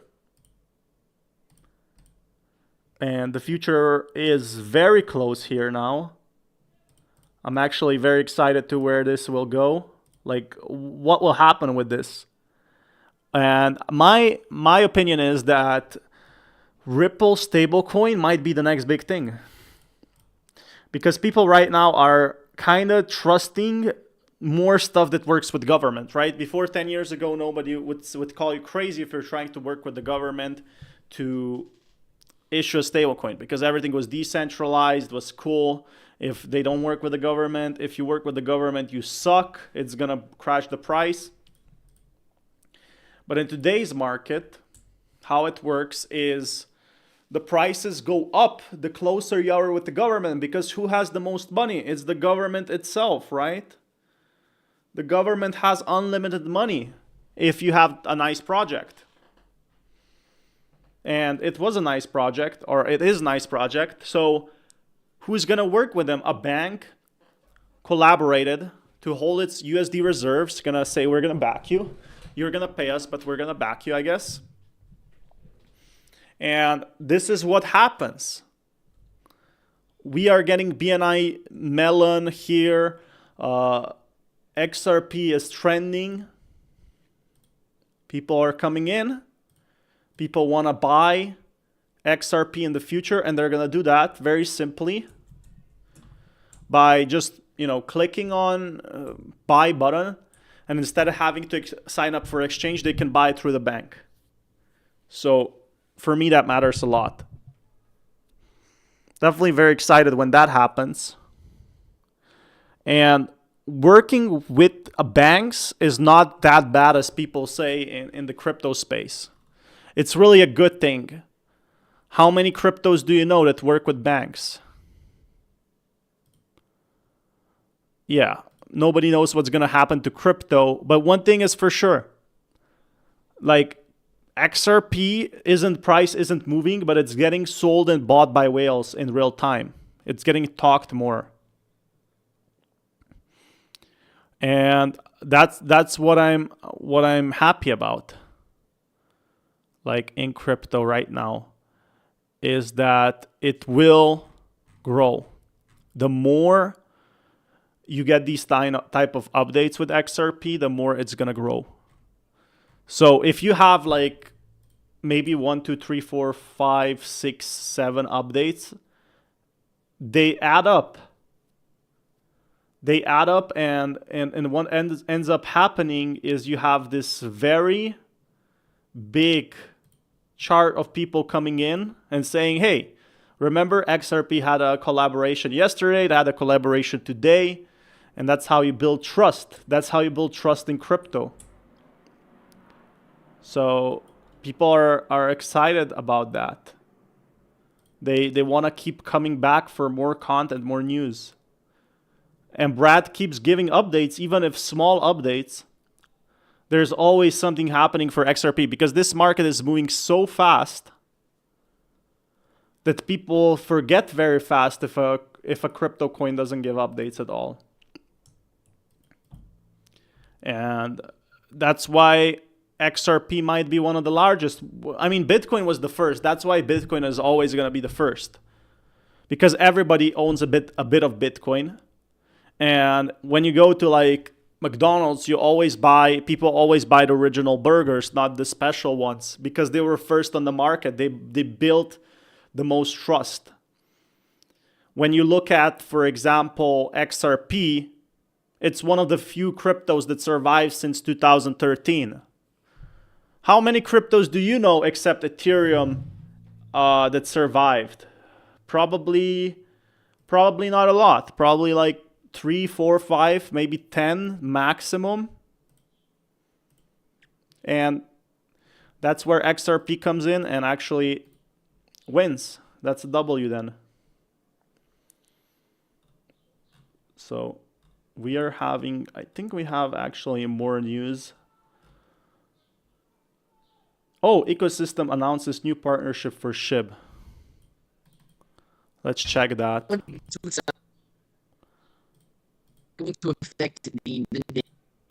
This voice is messed up, but I guess we could check what exactly announced. Sunday, a partnership with Token launched Degen Safe, aiming to bring a safer alternative to meme coin deployment. I mean, yeah, meme coins are just risky. Like, how is it safer? From meme coins to mechanics, we're reshaping Degen Safe is only the beginning. That's what SHIB is working with. What Shiba's official Degen Safe's post on its new product saying, from meme coins, we're reshaping Web3. Degen Safe is only the beginning. I mean, they didn't mention how it's going to be safe. They didn't mention how it's going to be safer from rugs. Are they going to audit the people, I guess?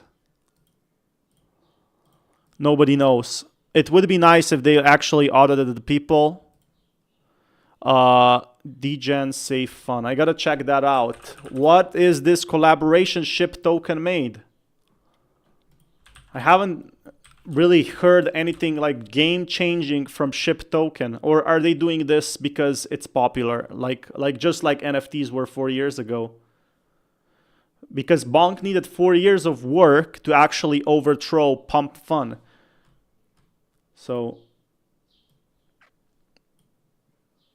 okay, so they posted here.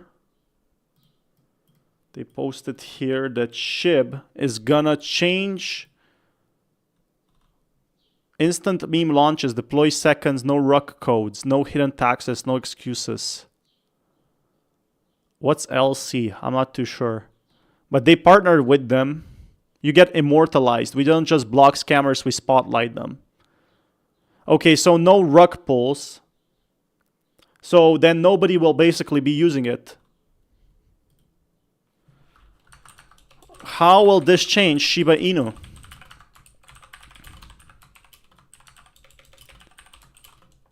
Will it do burns? Because right now it's such a competitive market, their only selling point is there's no rugs. But then you're going to have one person do a rug pull and they're going to get banned and they might make a new account. I mean, this doesn't make any sense to me. If someone can explain to me, let me know, because this is the partnership that SHIB announced and pinned in their tweet. XRP, meanwhile, you know, it's not top 19 versus top 4 crypto. XRP is literally talking to the US government. And here we have some now payment stuff, 4th of July. Again, nothing out of here. Ship metaverse update. That's the thing I saw. Metaverse update, and that's it. So in 4 years, we got a metaverse update and we got a pump fund copy that I might not understand. So maybe I'm thinking wrong, but couldn't they just create the wallet? Can I look at the charts? I gotta check it out.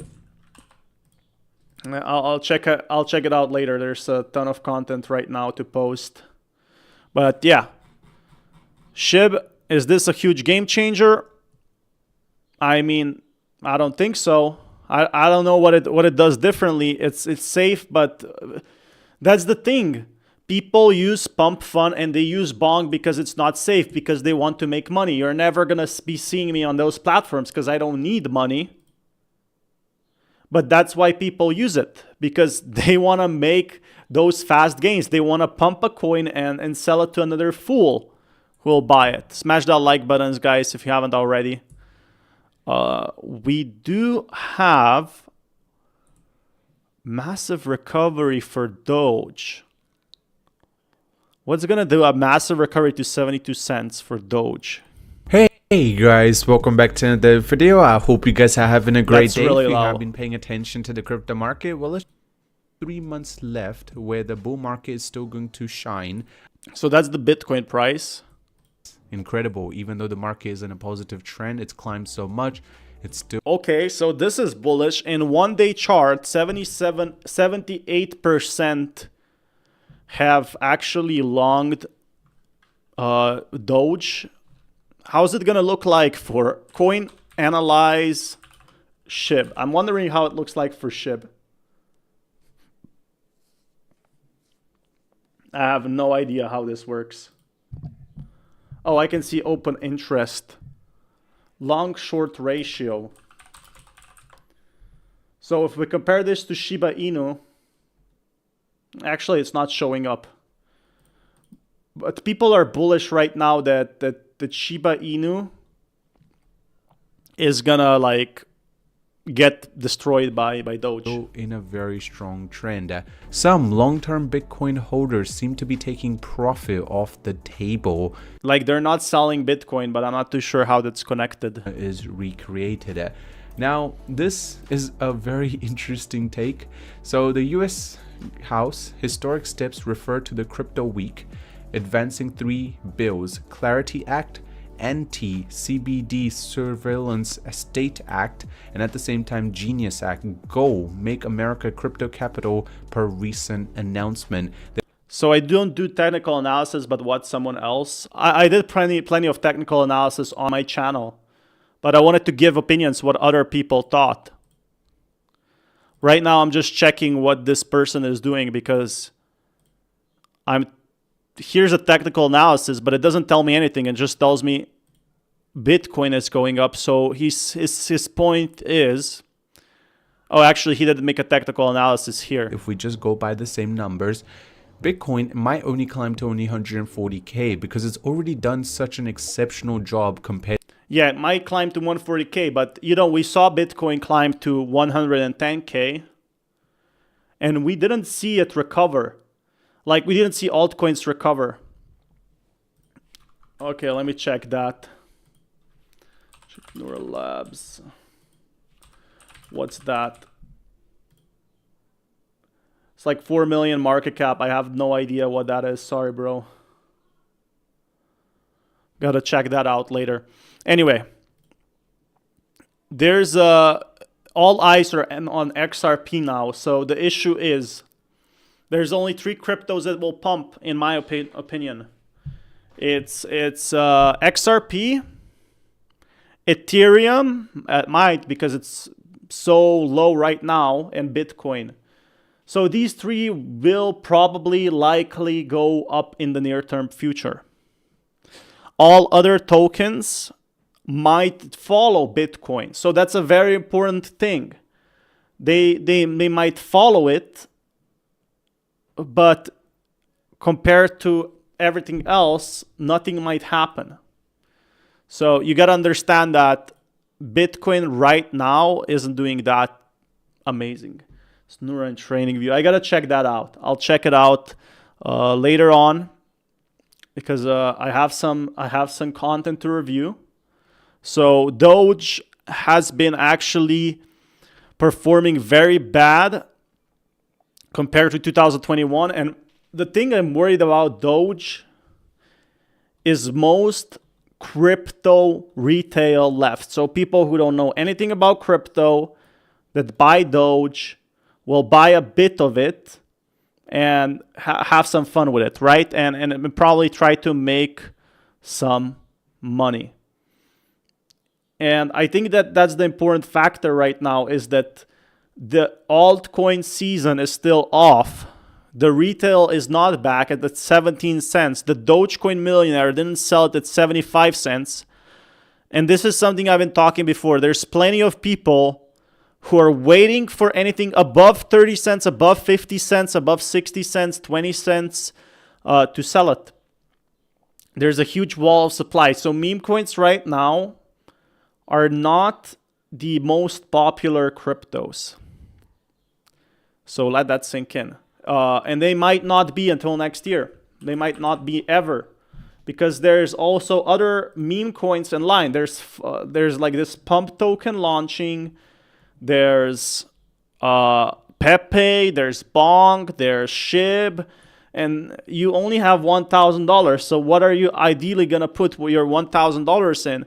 You're going to put it in what pumps the most. And what has the most potential right now to people is going to be probably Bitcoin as first. Because like Bitcoin, if Bitcoin pumps, everything else will pump. If Bitcoin goes down, everything else will go down.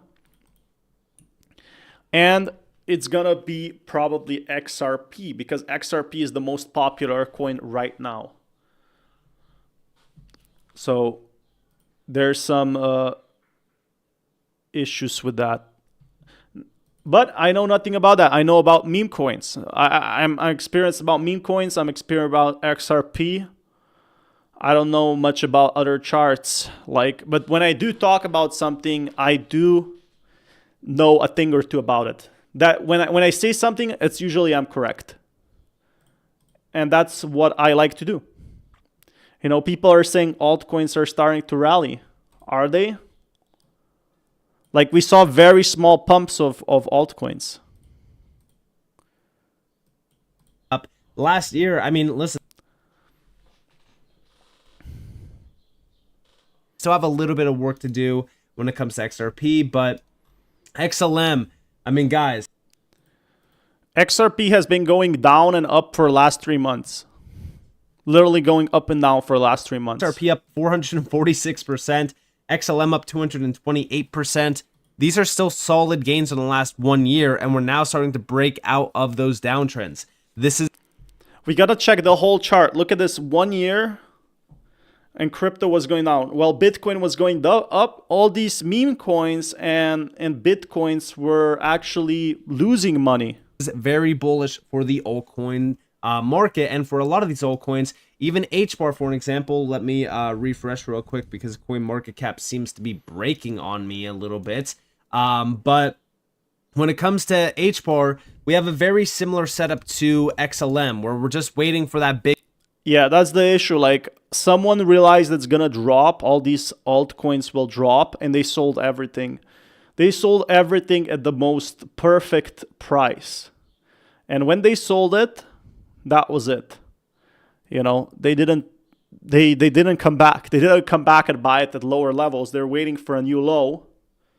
And they have decided, okay, let me sell this, let me sell that, let me take my profits. And maybe they even bought Bitcoin with all that money. And if we are going to run to 120K while Bitcoin dominance continues to break down, which I do have. Well, the issue is right now is altcoins are so much risk. And they are so much risk, and you can basically lose a lot of money. While Bitcoin remains stable, which just means altcoins are increasing. So if you're excited about XLM being up in the last 7 days, 20, almost 5%, and if we're looking at most of these altcoins in the last daily view, you know, there's some nice gains across the board. But guess what? This is absolutely nothing. Once we actually start to see alt season hit this market, you'll know. You'll know because the gains will be absolutely insane. Yeah, I don't know about that. Like, the issue is we're still so far from even these cryptos recovering, not even talking about gains. There's such a long period before cryptos are going to go up. So the issue right now is Bitcoin is just going to be leading all these whales. Why I have so many followers? Well, the thing is, I came back after 4 years. That's the truth. I came back after 4 years because I like making crypto content for free. I like informing followers, and I think it's my responsibility to make content. And that's exactly that. I came back and wanted to post more videos. And it's my day 3 of coming back to my YouTube. So subscribe, guys, if you haven't already. And let's rebuild together. I'm following my crypto journey on where altcoins will go. I'm discovering crypto again. Here we go. So Fed Powell is also about to resign, and Trump might appoint someone new. So that's another thing. Like, this might be good for the crypto markets. That Fed Powell might be resigning because of Trump administration not cutting rates. And I kind of get both sides, right? So someone on Trump team is saying we got to cut these rates, and someone on the Powell team is saying, you know, we gotta short everything.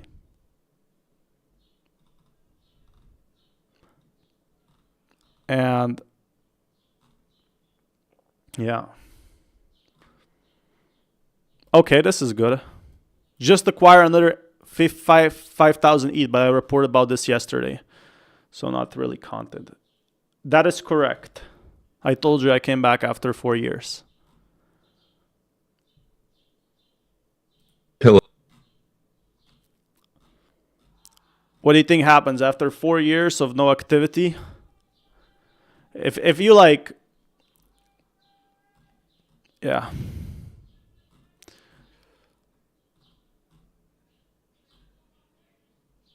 I'm not a fan of these type of posts anyway.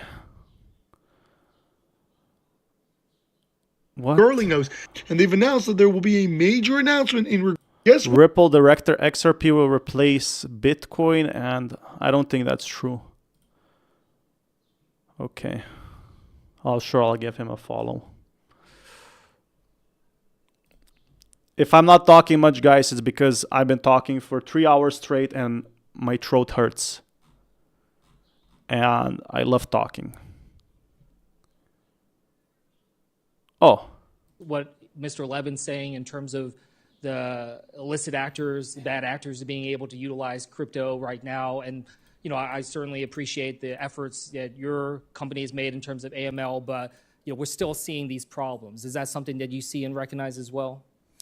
Ripple has always been a compliance-first company, and as I said in my early testimony, we have over 60 licenses around the world. That being said, I think anytime you see bad actors, they're looking for, as Mr. Levin said, whatever the easiest path is. They use cash, they use other apps, and in many cases, I have no idea what that is, but otherwise I would do it. I'm not good at technical analysis. I'm only good at checking news. One thing I'm good at is checking news and what goes up based on news.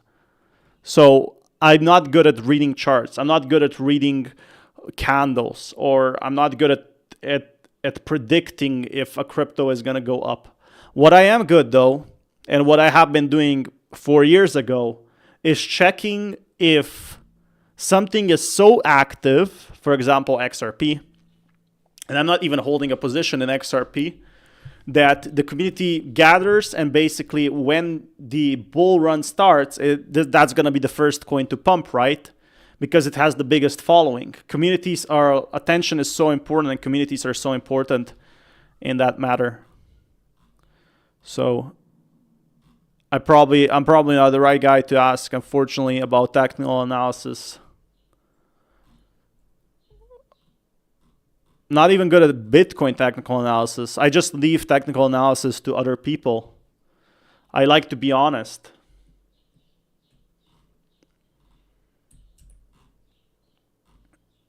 Yeah, this Twitter is really toxic.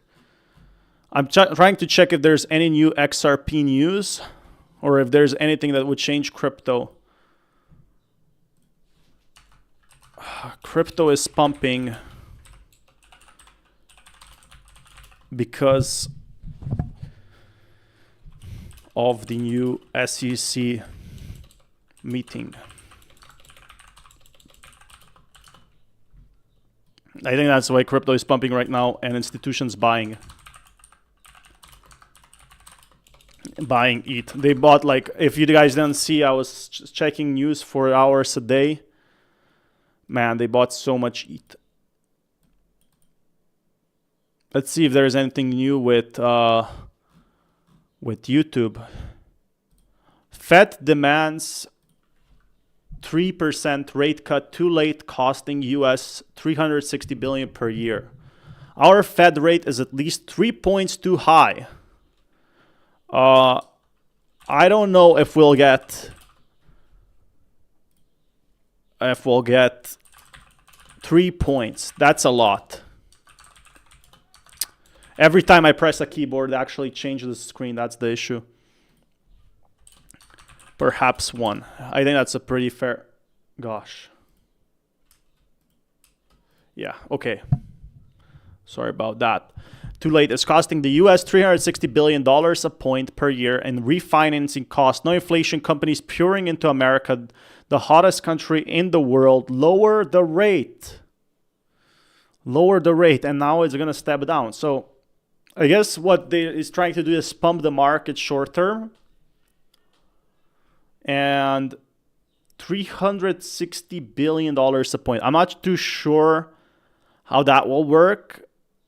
He's not even kind of costing 0.25 points. And now he's going to step down and he's probably going to let Trump do whatever he wants with that. So 3% cut as well takes us straight to near zero again. Right now, the interest rates are not that high. Like, they don't want to do anything at this point. Because if the market is working, why change it? If $300 billion per point is accurate, the pressure is real. The bigger question, do we fix inflation optics or stimulate the risk of another bubble? Because if you play with this stuff, you guys don't understand. If we get like an interest rate like that, like a cut, you could be accidentally causing a recession. Trump claims lower rates would save billions, yet his tariffs are inflation accelerant, making cuts impossible. A self-sabotage spectacle. His own policies trap the Fed. Tariffs push prices up, forcing rates to stay high. It says it's what? It says it's automated. This is made by AI. So an AI X-ray of the White House. How is that objective? So we'll probably get a 1 point cost rate. Trump wants to Trump wants to cut 3 points dollars a point per year. So would that be a good thing? Saying we'll get less inflation, but 3 points is going to be very hard. It's going to be almost impossible. 3 points in 2025 to remove any inflation. Crypto. So yeah, pretty insane stuff that I'm seeing right now. Look, tons of content we made today, tons of posts as well.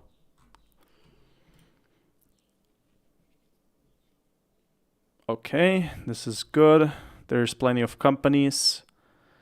Someone bought 14 billion Bitcoin worth 140 million, hold it for 6 years and claimed 1.5 billion today. So I guess he bought it at Zappo Bank. This could be actually institution that bought this one. So Most likely an institution. Why? Because this is actually bought through Zappo Bank. And I'm guessing, in my opinion, Zappo Bank is the only one that will really be used by either institutions or someone that knows a lot about crypto, especially if you have 140 million. So even when 2022 market was lowest, they didn't sell. They knew what was going on with the market.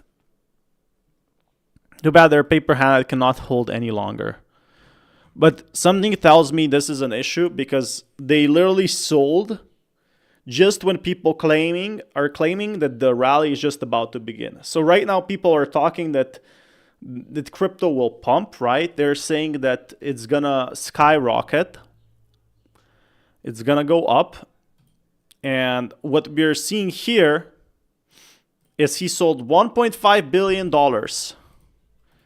So this whale, Bitcoin whale, sold 1.5 billion Bitcoin, while everyone is saying BTC is about to pump to 140,000. What does this mean? So it's definitely raises a lot of questions. And to me, you got to think of it that way. Yes, it might go up to 110, 120 for him, but maybe he has other ideas with this money and he wants to sell it and put it in stocks, for example. So how much, if you can get like 3%, and we're being 3 to 4%, so let's say 4% of 1.5 billion, no risk, 3% of 1.5 billion. So let's say he wants to put this in stock market. Yeah, of course, unless he has lots of tax. Let's say he keeps $1 billion. $1 billion. 1 billion. 3% of 1 billion, and that's very conservative, is gonna be 3. Okay, that's gonna be 30 million a year. So he's gonna make 30 million a year. I'm guessing it's still an institution because only an institution would have this amount of money to hold for so long. Usually when we see big whale exchanges like that, it's not a person, but it's a big corporate entity. It's like guys in suits, and they pay themselves out like 1% profit, 2% profit, right? Still very good for him. Like $1.5 billion is a lot of money. It's a good way to make money in 6 years. It's a pretty good investment. And if they can put that, even if they pay insane tax, instead of 1.5 billion, they only get 1 billion. So that is 30, 40 million for no work for them per year. 30, 40 million can basically keep your company afloat forever, for end of times. 40 million, 30 million. So definitely a lot of money there. And I think it's definitely worth it for them because Bitcoin might be going up 10, 20%, but they can make that money back in like 1, 2, 3 years.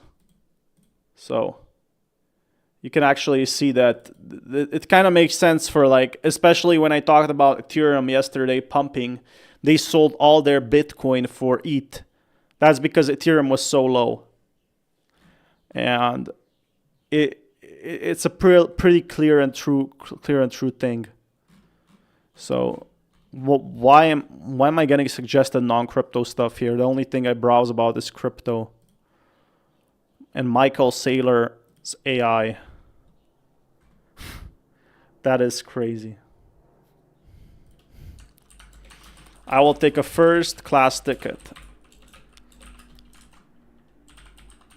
Let's take a look here. Okay. My Twitter is actually growing a lot. Like, this Ethereum pump is pretty small. compared to what it could be.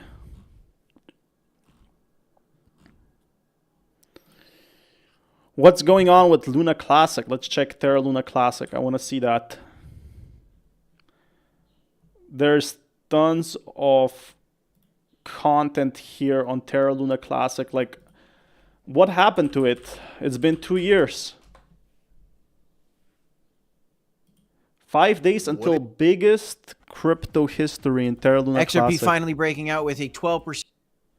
Is going on, Lunatic Fringe. We are 5 days. I actually watch a lot of Believes away from the market module spaces where we talk market module 2.0 and the revival of Terra Luna Classic. At least in my opinion, I think this is a big opportunity and a potential big move for the ecosystem. So I'm really excited about it. I will be on the panel. So if you have any questions. So it seems like Terra Luna Classic still has a very small community, but it's still there, even though the prices are nothing like before. And I feel like most content creators moved on from Terra Luna Classic. And those who have not moved on, they're very passionate. But I know a lot of people wanted to take money out of Terra Luna Classic, not content creators, but people in crypto. And they wanted to make grant proposals that would make Terra Luna Classic lose money. Most likely going to get on a pretty nice run at some point. The market has not priced it. I mean, he's saying that Terra Luna Classic will get a nice run, but it already got its like 2 price runs, 3 price runs. Can it ever reach back the potential of where it was?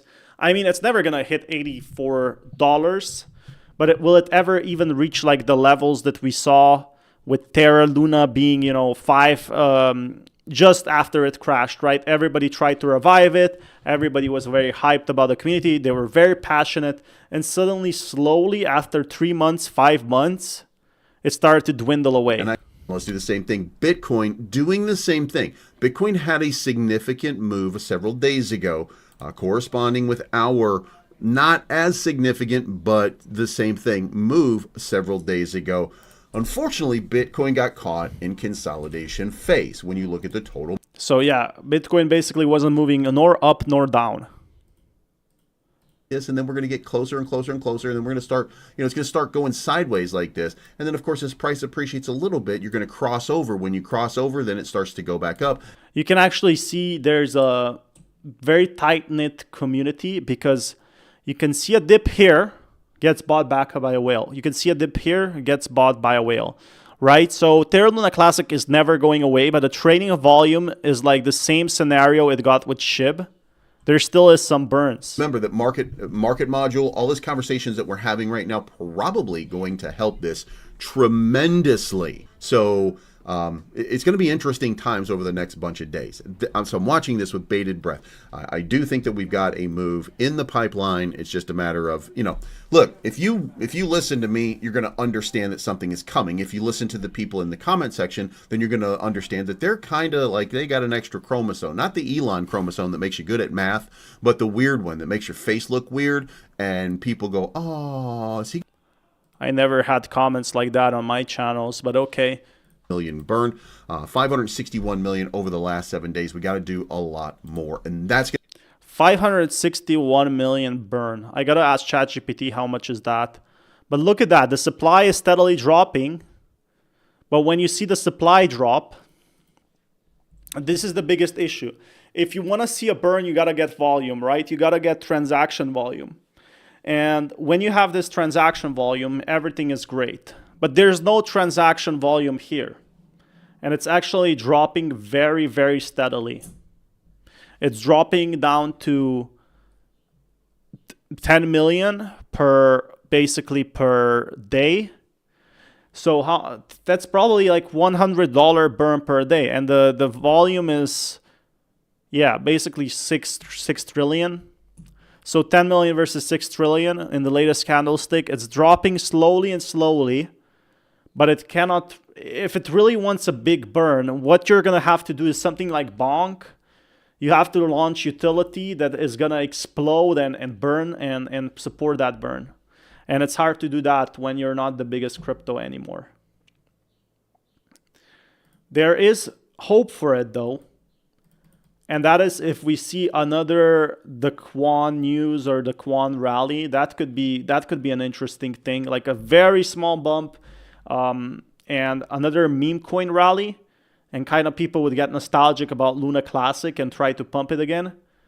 There is potential about it. So I am still hopeful about Terra Luna Classic, but I think it's all-time highs. Maybe like another huge run is here.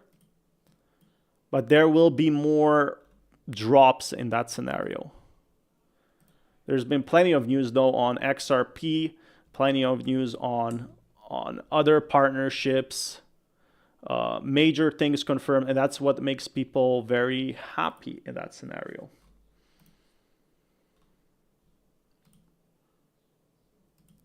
Okay. There been anything on XRP Walmart partnership? XRP.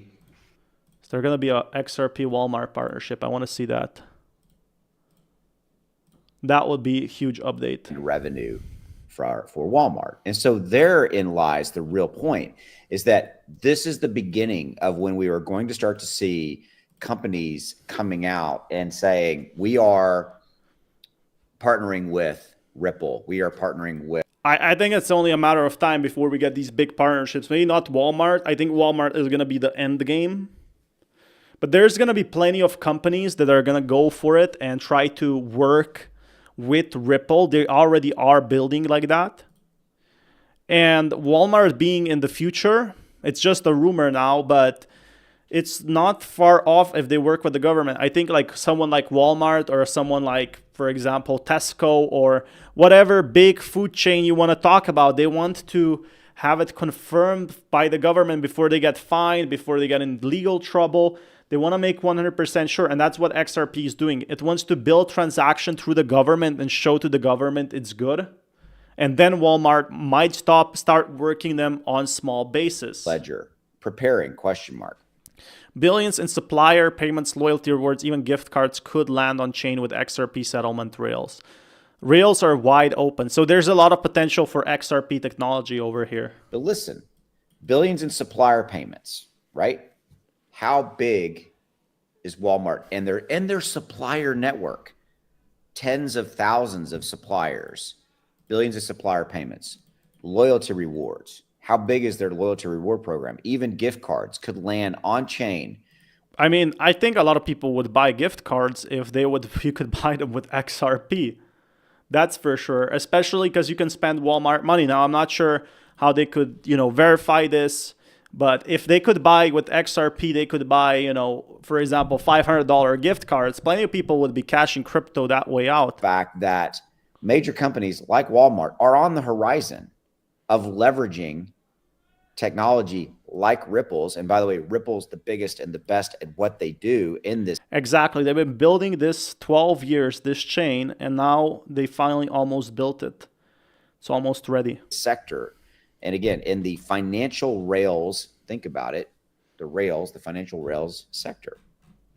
It's worth noting. So yeah, it's basically working like that. Once you expand with one big partnership, you can get 5 more other partnerships.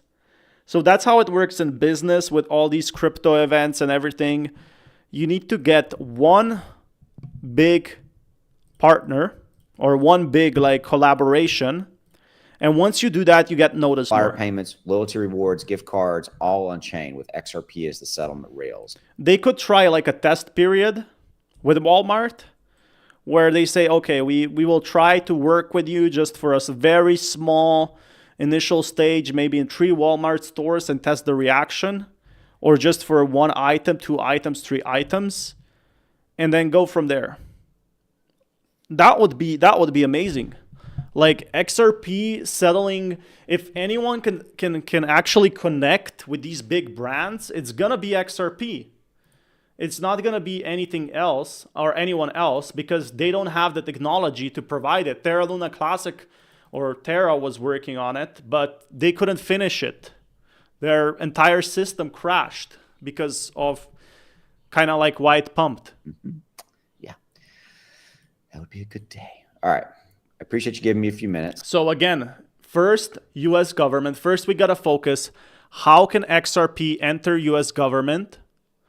And then the next step is entering all these major partnerships that will make Terra Luna classic and both the partner faster, easier transactions and lots of money. So I'm definitely very, very hyped about on where we are going next. There's been tons of news on SHIB right now and tons of news for Crypto.com ETF. There's been just a ton of news in general. But on Twitter, I haven't seen that much great content yet right now. After the hearing, like for 1 hour, it was completely radio silence.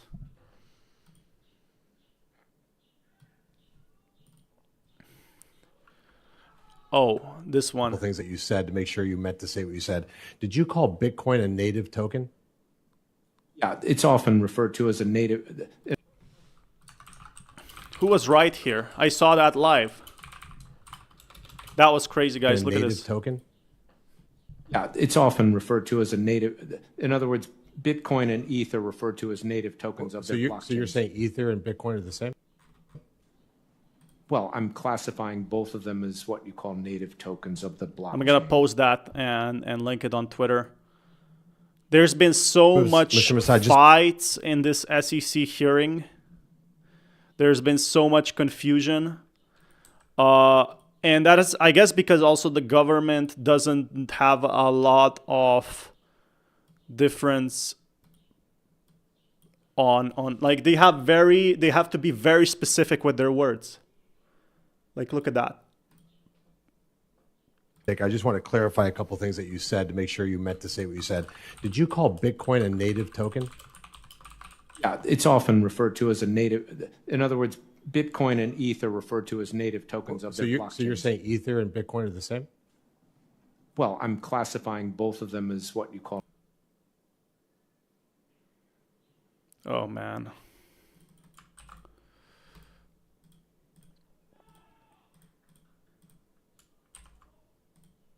Like there's been so much drama regarding this.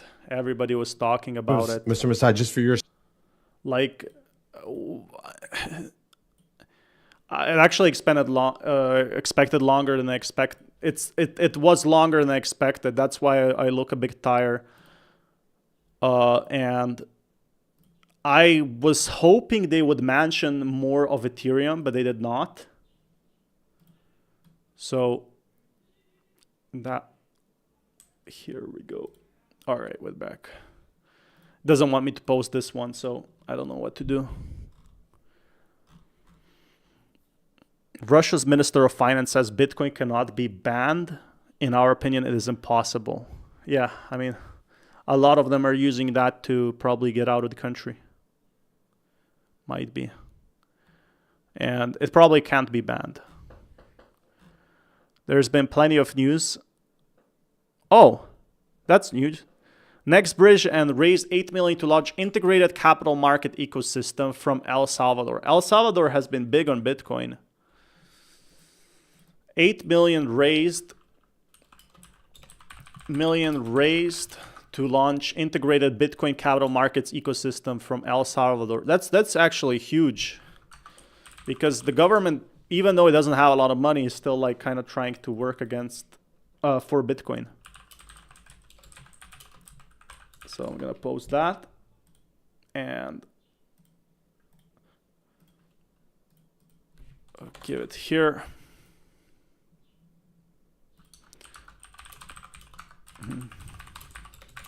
Good news, Bitcoin is building.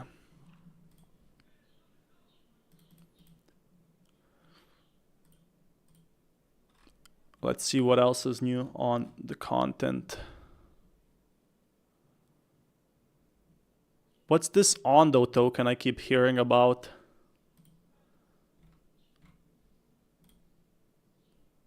So if you're holding... So I've been watching this Ondo token and I wanted to know what exactly it is. Let's take a look at what Ondo token is. 4 huge updates you need to know. Ondo Global Markets is launching imminently. A new era of on-chain access to US stocks, bonds, and ETFs. Holding Ondo Finance, or you're interested in tokenization. Built for global investors. I actually saw a lot of US stocks trying to enter the crypto market. Real world assets. Ondo, of course, a big player. They're partnered up with Ripple, XRP. This video is for you guys, and honestly, this speaks to Ondo and XRP, everything within the tokenization realm. Some major updates that you need to be aware of. My boy Jay Chains was all over this. I've met Jay Chains a few different times at conferences and things like that. He's a massive Ondo bull, as am I. 247, 365 trading, instant mint redemption, native liquidity, built-in margin designed for DeFi integration. Oh, to fund real-world asset economy. So real-world asset is basically a very big economy, and it's going to be built either on Ethereum or XRP, I believe. Backed by Pantera Capital, Catalyst will invest in teams building the next wave of tokenized finance. And BlackRock, the good thing is, like, BlackRock is speaking about tokenization. It's actually very bullish on tokenization. And acquire SEC Oasis Pro. We talked about what Oasis Pro actually is. Pro, this was some really big. Like, if you wanna do anything in crypto nowadays that would actually pump the price in terms of finance, like to the next level, you gotta work with SEC. You gotta work with a big regulation. Big news that recently just came out. This move gives Ondo a broker-dealer, alternative trading system, and a registered transfer agent. This is regulatory infrastructure that's putting them light years ahead of its competitors. And lastly here, Global Markets Alliance is forming. Major wallets and exchanges like Wallet by OKX are joining Ondo to give users instant exposure to tokenized RWAs. The one thing about RWAs is they're very big in crypto right now. The issue with them is they need a long time to be built. But just like Jasmy, Jasmy, XRP, they needed years to be developed. And you kind of have to be okay with this token and not financial advice, not make any money for years. Just like I'm not expecting this channel to make any money for 1, 2, 3 years, if at all. Same is said for Ondo. It's a nice thing, but Ondo is building Wall Street 2.0 real assets, global access, institutional grade protections, DeFi native integrations, compliance forward strategy. They got capital partners and momentum. So real world assets are the future because you can basically take 1/8 of a real estate, 1/8 of a car, rent it out, and then you can have 8 people buy it or buy it to rent. So 8 people can buy your property and they can all rent it out and they each get 1/8 of the profit. That's what basically what RWA is right now. And it's a market cap 38%. I think if you invest in this one or if you buy Ondo, it's a lot of it is already priced in. So you're not going to be saying 1000x, but it could like realistically get to $3. So if it's a market cap of 2.45 billion, it could be realistic that it goes to maybe 20 billion, 15 billion. It depends entirely on how RWA goes big. And nobody knows for sure when this will stop, like Ondo right now has tons of potential. That's why people are buying it. People are not buying it for instant profit. But even when this was out 0.77 cents, now 0.81 cents. Again, this could be, and there is a smaller chance, I think it's a smaller than with video game NFTs, which I predicted correctly would crash because nobody wants to play video games. If you check 2024, I think it launched on Binance and started with 24 cents, 20 cents, went up now to $82, and can it actually rebound? Like it listed on Binance Spot, see, and then it pumped a bit. So still not listed on any biggest exchanges yet. That's where I see the potential for this token. But you gotta believe that the whole RWA thing, so the whole real world asset or the real tokenization thing, which BlackRock is saying that it's real. If you believe what BlackRock believes, which Larry Fink said that crypto tokenization, so tokenizing your own thing. So tokenizing, again, means like turning a real world asset. So for example, turning a chocolate cake into 8 pieces is a real thing. Then this coin might be a good buy. Again, non-financial advice, and I didn't check what the team owns. I didn't check anything. I just checked what the future might hold. I think that has more potential than NFTs. I think it has more potential than, for example, video game tokens on crypto, but it definitely has less potential than meme coins. So that's another factor that you have to consider. Is, do you want to diversify yourself? And then this might be a pick for you. But again, I'm not holding any of it, and I'm not sponsored to say this, so the decision is entirely yours. Anyway, smash that like button for more content, and if you want more content like this, I'm gonna be streaming every single day until I pass away, probably, or until I'm very, very rich and famous and can retire, which is probably gonna be never. So I'm joking. I'm not making any money out of this, and I'm doing it for the love of crypto. I'm streaming 4 hours per day, posting 15 videos a day, and making 100 tweets because I love my life. So if that's something that interests you, we just passed 4 hours of streaming, so smash that like button, and I think I'm gonna call it for tonight. So thank you so much, guys. Gonna edit some videos, and peace, everyone. Yeah, that's gonna be it, guys. Thanks again, everyone, for watching, and I'll be live tomorrow. Thank you.